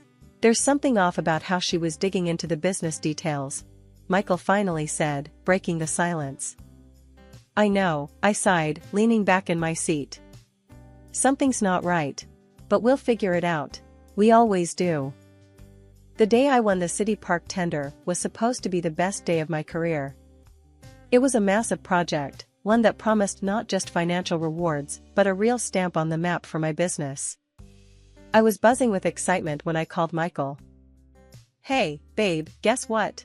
We won. We actually won the tender. I almost shouted into the phone, unable to keep the thrill out of my voice. That's incredible, Liz. I knew you'd nail it. We need to celebrate. How about that concert tonight, and maybe a drink after? Michael's voice matched my excitement. The concert was everything we needed. The band was one of our favorites, a perfect backdrop to our celebratory mood. As the last song faded out and the crowd began to disperse, I realized I needed a quick bathroom break before heading out for drinks. I'll just run to the ladies' room. Meet you right here? I told Michael, pointing to a spot near the exit. When I stepped out, Michael was nowhere in sight. I scanned the crowd, my heart starting to race. Had he gone ahead? No, he wouldn't do that. I pulled out my phone to call him, but then I paused. Up ahead, on a dimly lit path, I saw him. But he wasn't alone. He was with someone, a woman. My pace quickened as I moved closer, trying to see who it was. Then, as they stepped into a patch of moonlight, my heart sank. It was Claire. What the hell? I ducked behind a tree, my mind racing. This couldn't be right. Not Claire. Not Michael. Yet there they were, laughing, too close, too intimate. Then, they kissed. It felt like a punch to the gut. I fought the urge to run out, to scream. Instead, I pulled out my phone, switched it to record, and edged closer. I could hear them now. Claire's voice, silky and mocking. So, the big contract finally came through. She's a bloody fool, isn't she? Thinking this was all her big break. Michael's reply was a low chuckle. Totally in the dark. Once the money's in her account, we can make our move. It'll be easy to transfer it out before she even notices. Mexico, here we come. Poor Liz, always so trusting. Just like when we were kids, huh? Claire was almost purring. They parted with another kiss, and Claire sauntered off, while Michael checked his phone. Panic flickered across his face when he saw the time. He turned and started back towards the concert venue, right towards where I was supposed to be waiting. I slipped the phone into my pocket and stepped out from behind the tree, my heart hammering. As I walked towards the exit, I spotted him looking around, a fake frown of concern on his face. Liz, there you are. I was getting worried, he said, reaching out to me. I looked up at him, keeping my face as neutral as possible. Sorry, got a bit turned around. Let's go have that drink, shall we? The walk to the bar was a blur. My mind was racing, piecing together months, no, years of lies. The tender, the late nights, the sudden trips Michael, it all made sense now. We sat at the bar, and Michael toasted to our success. To us, Liz. To our future. I forced a smile, my hand tight around the phone in my pocket. To us, I echoed, my voice steady despite the storm raging inside. The morning after the concert, I was up early, troubled thoughts robbing me of sleep. Michael was still asleep, his breathing even and calm, unaware of the storm brewing just a few feet away. I slipped out of bed and headed to my home office. First, I logged into my company's bank account. What I found made my stomach turn. There were dozens of small transactions, siphoning off amounts just under the threshold that would trigger a notification. Then, I checked my personal account. The same pattern. Money, my money, leaking away like water through cracks.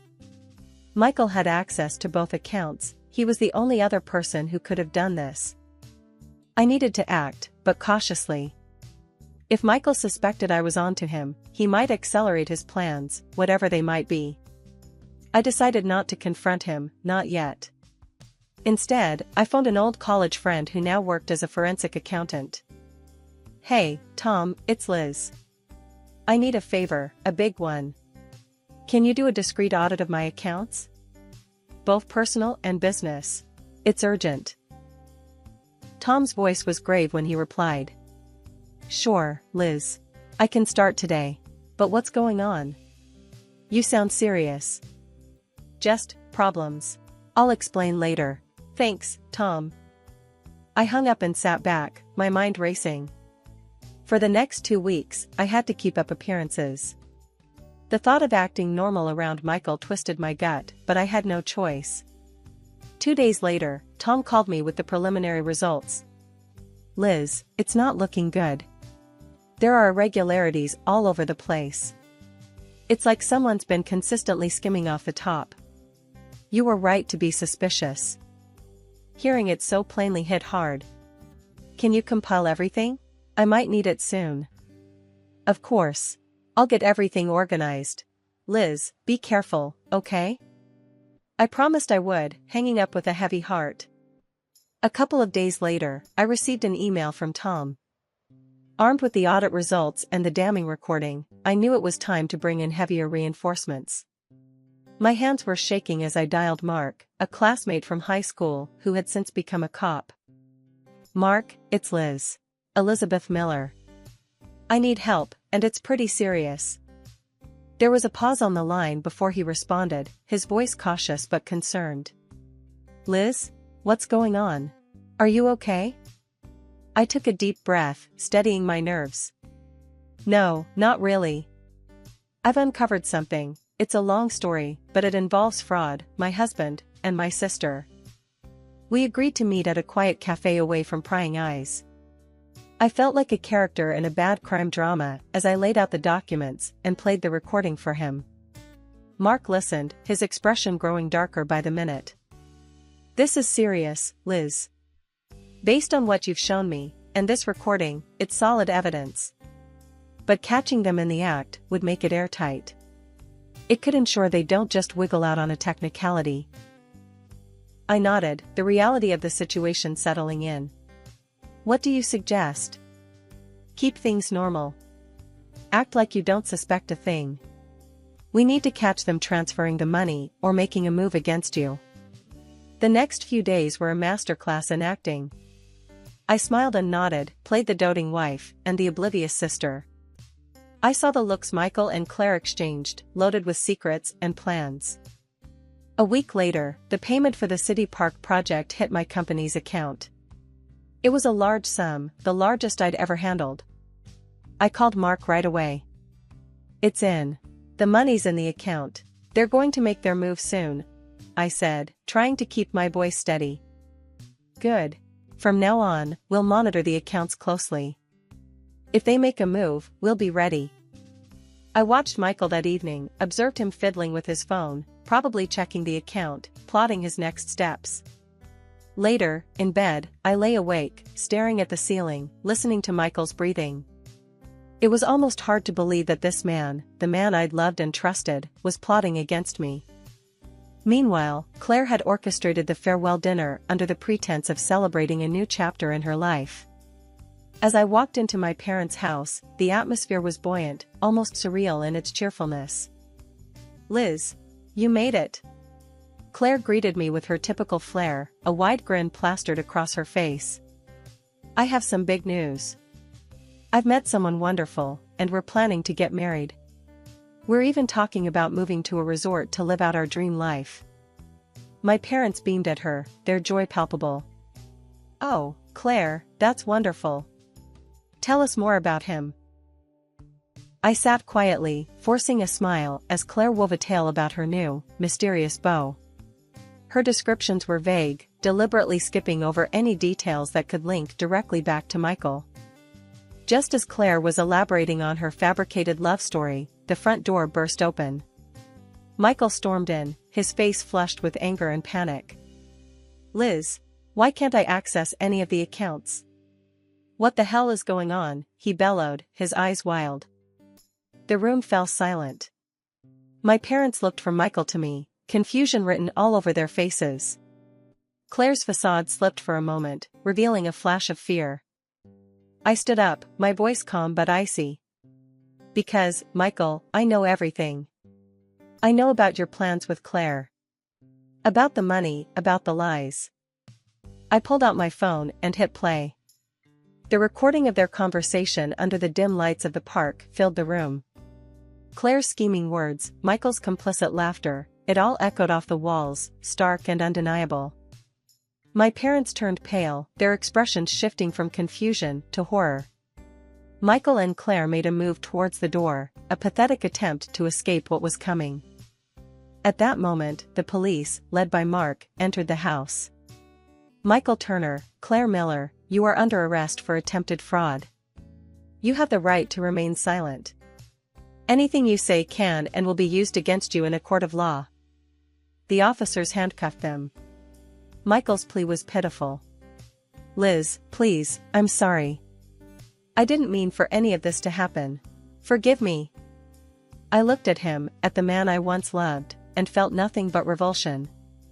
There's nothing to forgive. You made your choice. After the police and the chaos had left, the house was painfully quiet. My father looked at me, his eyes brimming with tears. Liz, we're so sorry. We should have seen it. All those years, blaming you. It's okay, Dad. It's over now, I said, though I knew the healing would take much longer than just tonight. The courtroom was cold, sterile. My heart was pounding as I sat there, waiting for the final verdict on Michael and Claire.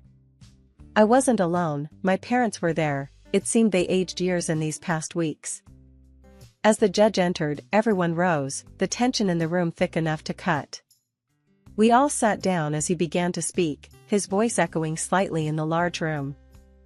The court hereby sentences both defendants to 5 years in state prison, with eligibility for parole after 3 years, based on behavior and restitution payments. The judge's words were like a physical relief, a burden lifting that I hadn't fully acknowledged I was carrying. The drive home was quiet, each of us lost in our thoughts.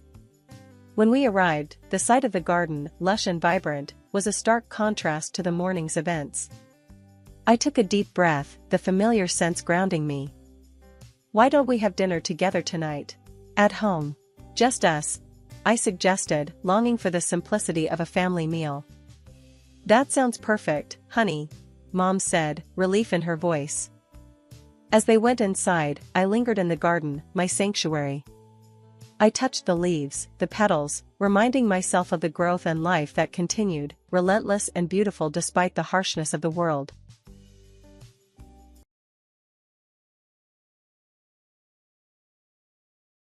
Things were tough. After losing my job as a retail manager, it felt like every door in the industry slammed shut right in front of me. Months of job hunting led nowhere. It was Lisa, one of my oldest friends, who finally threw me a lifeline, albeit not the kind I expected. Tessa, why don't you help out Tom? She suggested one afternoon as we sipped coffee at my cramped kitchen table. His place is a mess since his wife passed, and he could use someone to tidy up and maybe look after Jamie, the little one. I needed the cash. Desperation edged out pride, and I agreed. Lisa set up the meeting, and 2 days later, I found myself standing at Tom's door, my stomach in knots. Tom opened the door, a man in his mid-40s, with weary blue eyes and a tentative smile. You must be Tessa. Lisa told me a lot about you. Come in, don't just stand there.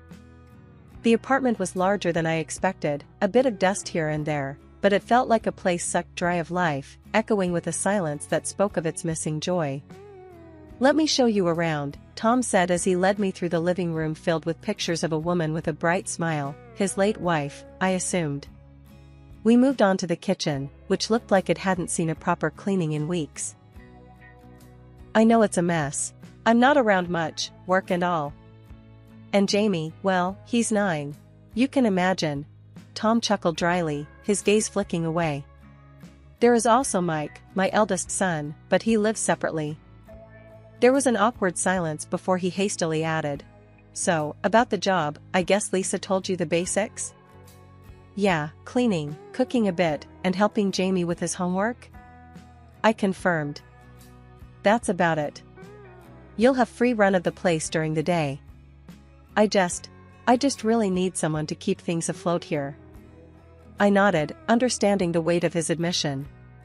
I can do that, Tom. You can count on me. He showed a small, relieved smile.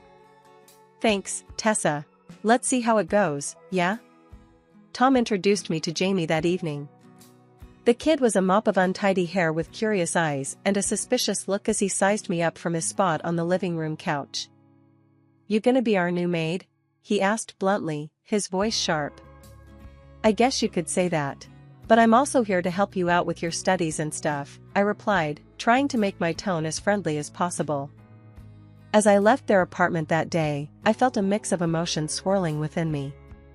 This was not the life I had planned, but somehow, it felt like exactly where I needed to be. The early days at Tom's apartment were like walking a tightrope. I kept busy scrubbing, cooking, and learning the ropes of managing a household that wasn't mine. It wasn't long before the place started looking more like a home than a storage unit. Tom seemed appreciative, though he was a man of few words. One Tuesday morning, I was elbow-deep in suds, scrubbing a stubborn stain off a frying pan when Jamie wandered into the kitchen. His hair was even messier than usual, and he had that scowl that seemed glued to his face. "Hey, you missed a spot," he said, pointing at a corner of the floor I hadn't gotten to yet. I rinsed the pan and turned to him, wiping my hands on my apron. "Want to give me a hand?" I asked. He rolled his eyes. "No way, that's your job." "Sure, but wouldn't hurt to help out a bit. Maybe learn something useful." I shot back with a half-smile, hoping to tease a bit of cooperation out of him. Jamie huffed, crossing his arms. "Whatever." That afternoon, I caught him struggling with his math homework. Numbers spread out on the table like they were parts of a puzzle he couldn't put together. I sat down next to him, my fingers tapping the table lightly. "Stuck?" I asked, glancing at the jumble of equations. "It's dumb. I don't get why I gotta learn this crap," he muttered, shoving the workbook away. "Let me show you something," I said, pulling the book back between us. For the next hour, I broke down the problems into steps that even I would have understood back in school. Slowly, Jamie started getting the hang of it, and when he solved the last problem on his own, he couldn't hide a proud grin. As days turned into weeks, I found myself more involved in their lives than I'd originally signed up for. Tom started coming home earlier, sometimes even helping with dinner. One evening, while I was chopping vegetables, he leaned against the counter, watching me work. "You've changed things around here, Tessa. For the better," he said, his voice low and sincere. "More than that. You're making us a family again." The word family hung in the air, heavy, but not unwelcome. I nodded, unsure of what to say, focusing instead on the carrots I was slicing. "Tessa," Tom continued, hesitating for a moment. "I was thinking, maybe it's time we made this arrangement a bit more permanent." I stopped chopping, my heart skipping a beat. "Permanent?" "Yeah, I mean, if you're up for it. I could use someone like you around, long term. Not just for the cleaning and cooking, but, you know, for everything." The offer caught me off guard. I took a deep breath, considering the weight of his words. I'd like that, Tom. I really would." From that point on, things felt different. Easier, somehow. Jamie started calling me by my first name instead of the maid, and Tom treated me more like a partner than an employee. We settled into a comfortable routine, the three of us, like pieces of a puzzle that had finally found their right place. Tom proposed one chilly evening, Jamie asleep, and his voice was steady, but his hands shook just a bit. "Tessa, I don't have much to offer but myself and this family. Will you marry me?" he had asked, his eyes hopeful yet scared of rejection. I didn't need a second to think about it. "Yes, Tom. Yes, I will." But not everyone was thrilled. When I told my mom, she was less than enthusiastic. "He's 14 years older than you, Tessa. And those kids. Are you ready to be a stepmom?" Her skepticism was like a bucket of cold water. "We love each other, Ma. That's what matters. And Jamie and Mike? They're great kids. I can handle it," I countered, but she wasn't convinced. And so, she came around, showing up at the mayor's office on our wedding day in her best dress, her smile tight but genuine. The ceremony was brief, the mayor reciting the vows with all the enthusiasm of someone who'd done this too many times. But when Tom slipped the ring on my finger, it felt like the world just paused for us. Starting our married life, I transitioned from the hired help to the lady of the house. It felt different waking up and not having to prove my worth through scrubbed floors and spotless counters. I was more than the cleaner now. I was a wife, a stepmom, part of a family. Life felt fuller, richer. But being a stepmom came with its own rulebook, one that nobody handed you, you just had to fumble through it. Jamie, who I'd thought of as my little buddy, suddenly seemed to realize I was in his mom's spot. "Why do you always have to tell me what to do?" he'd challenge, his little face scrunched up in annoyance. "Because I care about you, Jamie. It's part of my job now," I'd explain, trying to keep my tone light but firm. And then there were the everyday adjustments, the dance of a new marriage. Tom had his ways I hadn't noticed when I was just the housekeeper. Like how he insisted on having dinner at exactly 6, or how the furniture shouldn't be moved even an inch from where Laura had placed it. "Tessa, why did you move the couch?" he'd ask, his voice more of confusion than anger. "Just trying something new, mixing it up a bit," I'd reply, pushing the couch back reluctantly under his watchful eyes. "Let's keep it the original way. It's how Laura liked it," he'd say, and that was that. Laura's ghost hovered in the corners, her touch lingering in the arrangement of cushions and photo frames. A few months later, Tom asked me to come to work for the sake of an additional source of income. It was okay, but I was upset by the demanding tone of his voice.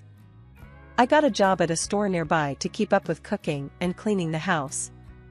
Family life has not turned out to be as easy as I once imagined it would be. A year into our marriage, I started feeling like a guest in what was supposed to be my home. Tom seemed to have rules that never came up when we were dating, like an invisible playbook I wasn't privy to. It all came to a head one afternoon when I decided to switch out the old rug in the bathroom. It was a simple change, nothing drastic, just a new rug to brighten up the space. But when Tom came home and saw it, you'd think I'd redecorated the whole apartment. "What's this?" He stood in the bathroom doorway, his brow furrowed as he pointed at the rug. "A new rug. The old one was getting moldy," I said, trying to keep my voice light, hoping to head off any drama. "Why didn't you ask me? You know how I feel about changing things around here." His tone was sharp, cutting through the air like a knife. "I didn't think a rug would be a big deal, Tom." I felt my defenses rising. "Well, it is. I want things left the way they were." He was practically glaring at me now, and the intensity caught me off guard. That night at dinner, things went from bad to worse. Tom's younger son, Jamie, had been struggling at school, and somehow that was my fault too. "Jamie's grades are slipping. What's going on with his homework?"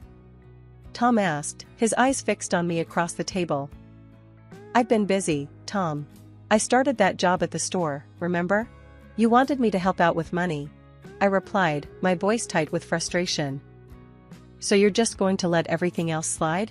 He was accusatory now, his voice raising a notch. "I'm doing my best here," I shot back, feeling the weight of his expectations crushing me. "It doesn't seem good enough. The house is a mess, and you're not keeping up with Jamie like you used to. Laura would have handled it better." The mention of his late wife was a low blow, and it hit its mark. I was silent, the hurt too deep to respond. The rest of the meal passed in tense silence. The troubles didn't stop at Tom. Jamie, seeing how his father treated me, started pushing boundaries too. One evening, I caught him up late on his computer, way past his bedtime. "Jamie, it's late. You need to turn off the computer and go to bed," I said as calmly as I could. "You're not my mom. You can't tell me what to do." His voice was loud, challenging. "I'm not trying to be your mom, Jamie. But you have school tomorrow, and you need your rest." He scoffed, turning back to his screen. "Whatever, Dad," he yelled, calling for backup. Tom came in, his face set in a hard line. "Let him be, Tessa. He's fine. But he needs to sleep. It's not good for him to stay up so late. He's my son, I think I know what's best for him." Tom's tone was final, leaving no room for argument. Feeling undermined and disrespected, I retreated, the gap between us growing wider by the day. I started to feel like nothing more than a housekeeper, a nanny, someone who was there to cook and clean and then step out of the way. The day I got a bonus at work should have been a joyous occasion. With the extra money, I did something I hadn't done in a long while. I bought myself a new dress. It was nothing extravagant, just a simple, pretty thing that made me feel good when I tried it on. I was wearing the dress when I got home, a small smile playing on my lips as I imagined Tom's surprise. He noticed all right, but not the way I had hoped. "What's that?" he asked, his tone harsh as he eyed my new purchase. "It's just a dress, Tom. I bought it with my bonus," I said, twirling a little to show it off, trying to lighten the mood. "A bonus, huh? And you thought the best thing to spend it on was a dress?" His voice rose with each word. I stopped twirling, feeling the happiness drain out of me. I thought it was okay to treat myself. "Treat yourself?" Tom scoffed. "That money could have gone to something we actually needed. Like bills. Or saving up for something important." Before I could respond, Jamie chimed in from the doorway, his voice bitter. "Yeah, or maybe a new console that I've been asking for." I looked from Jamie to Tom, my heart sinking. It was my bonus. I just wanted something nice.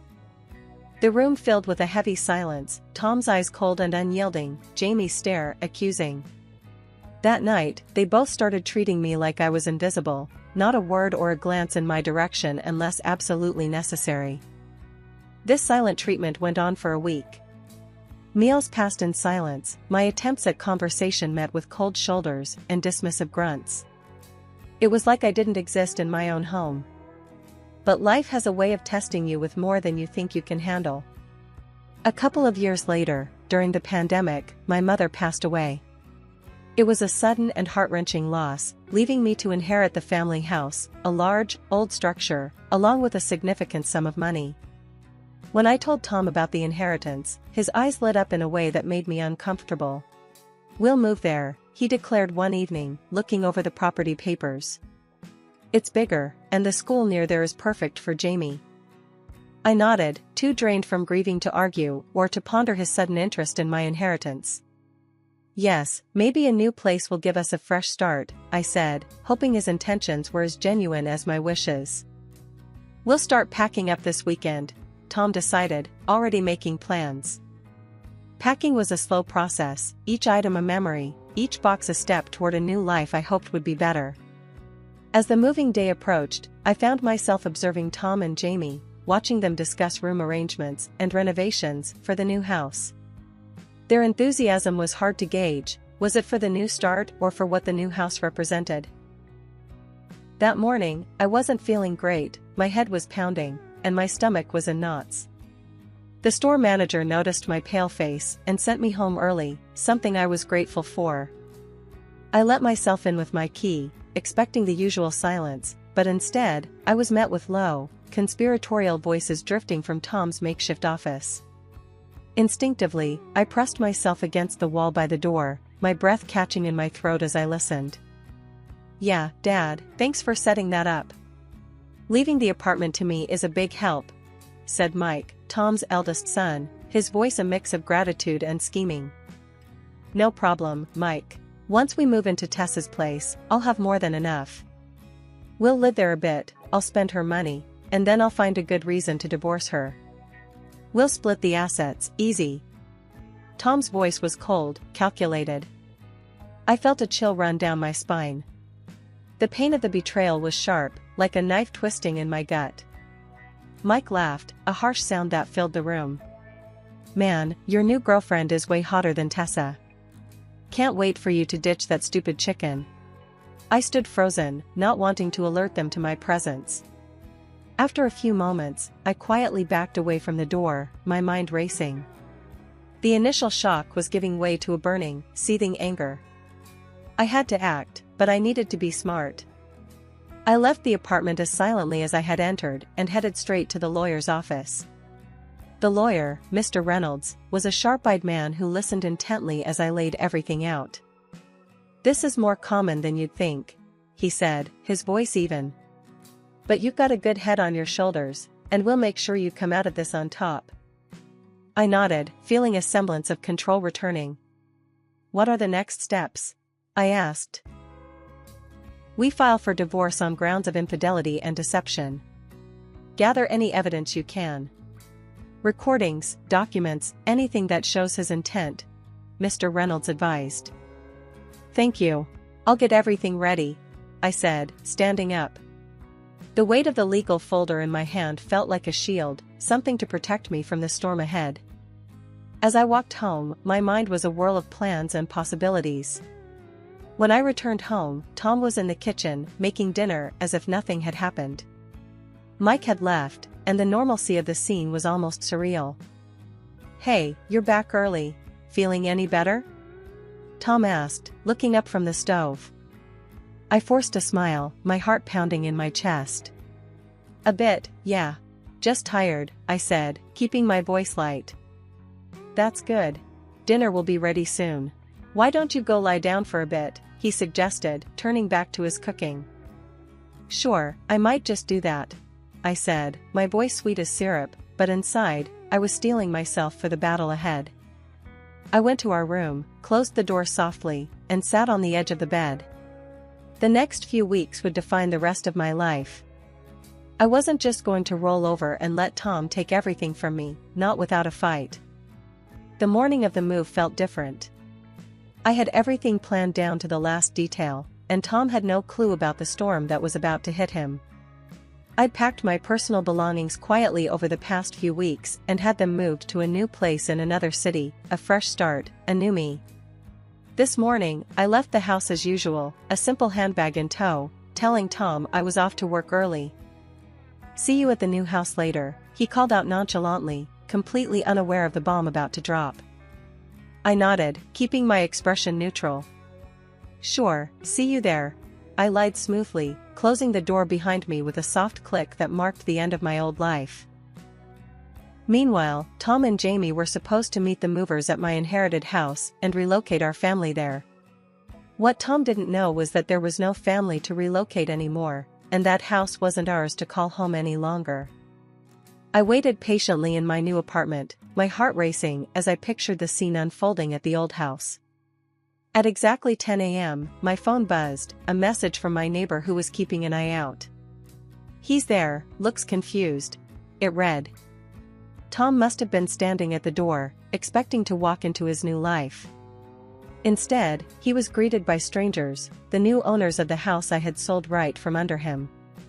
I imagined his face, the confusion morphing into realization and then anger as he processed the betrayal.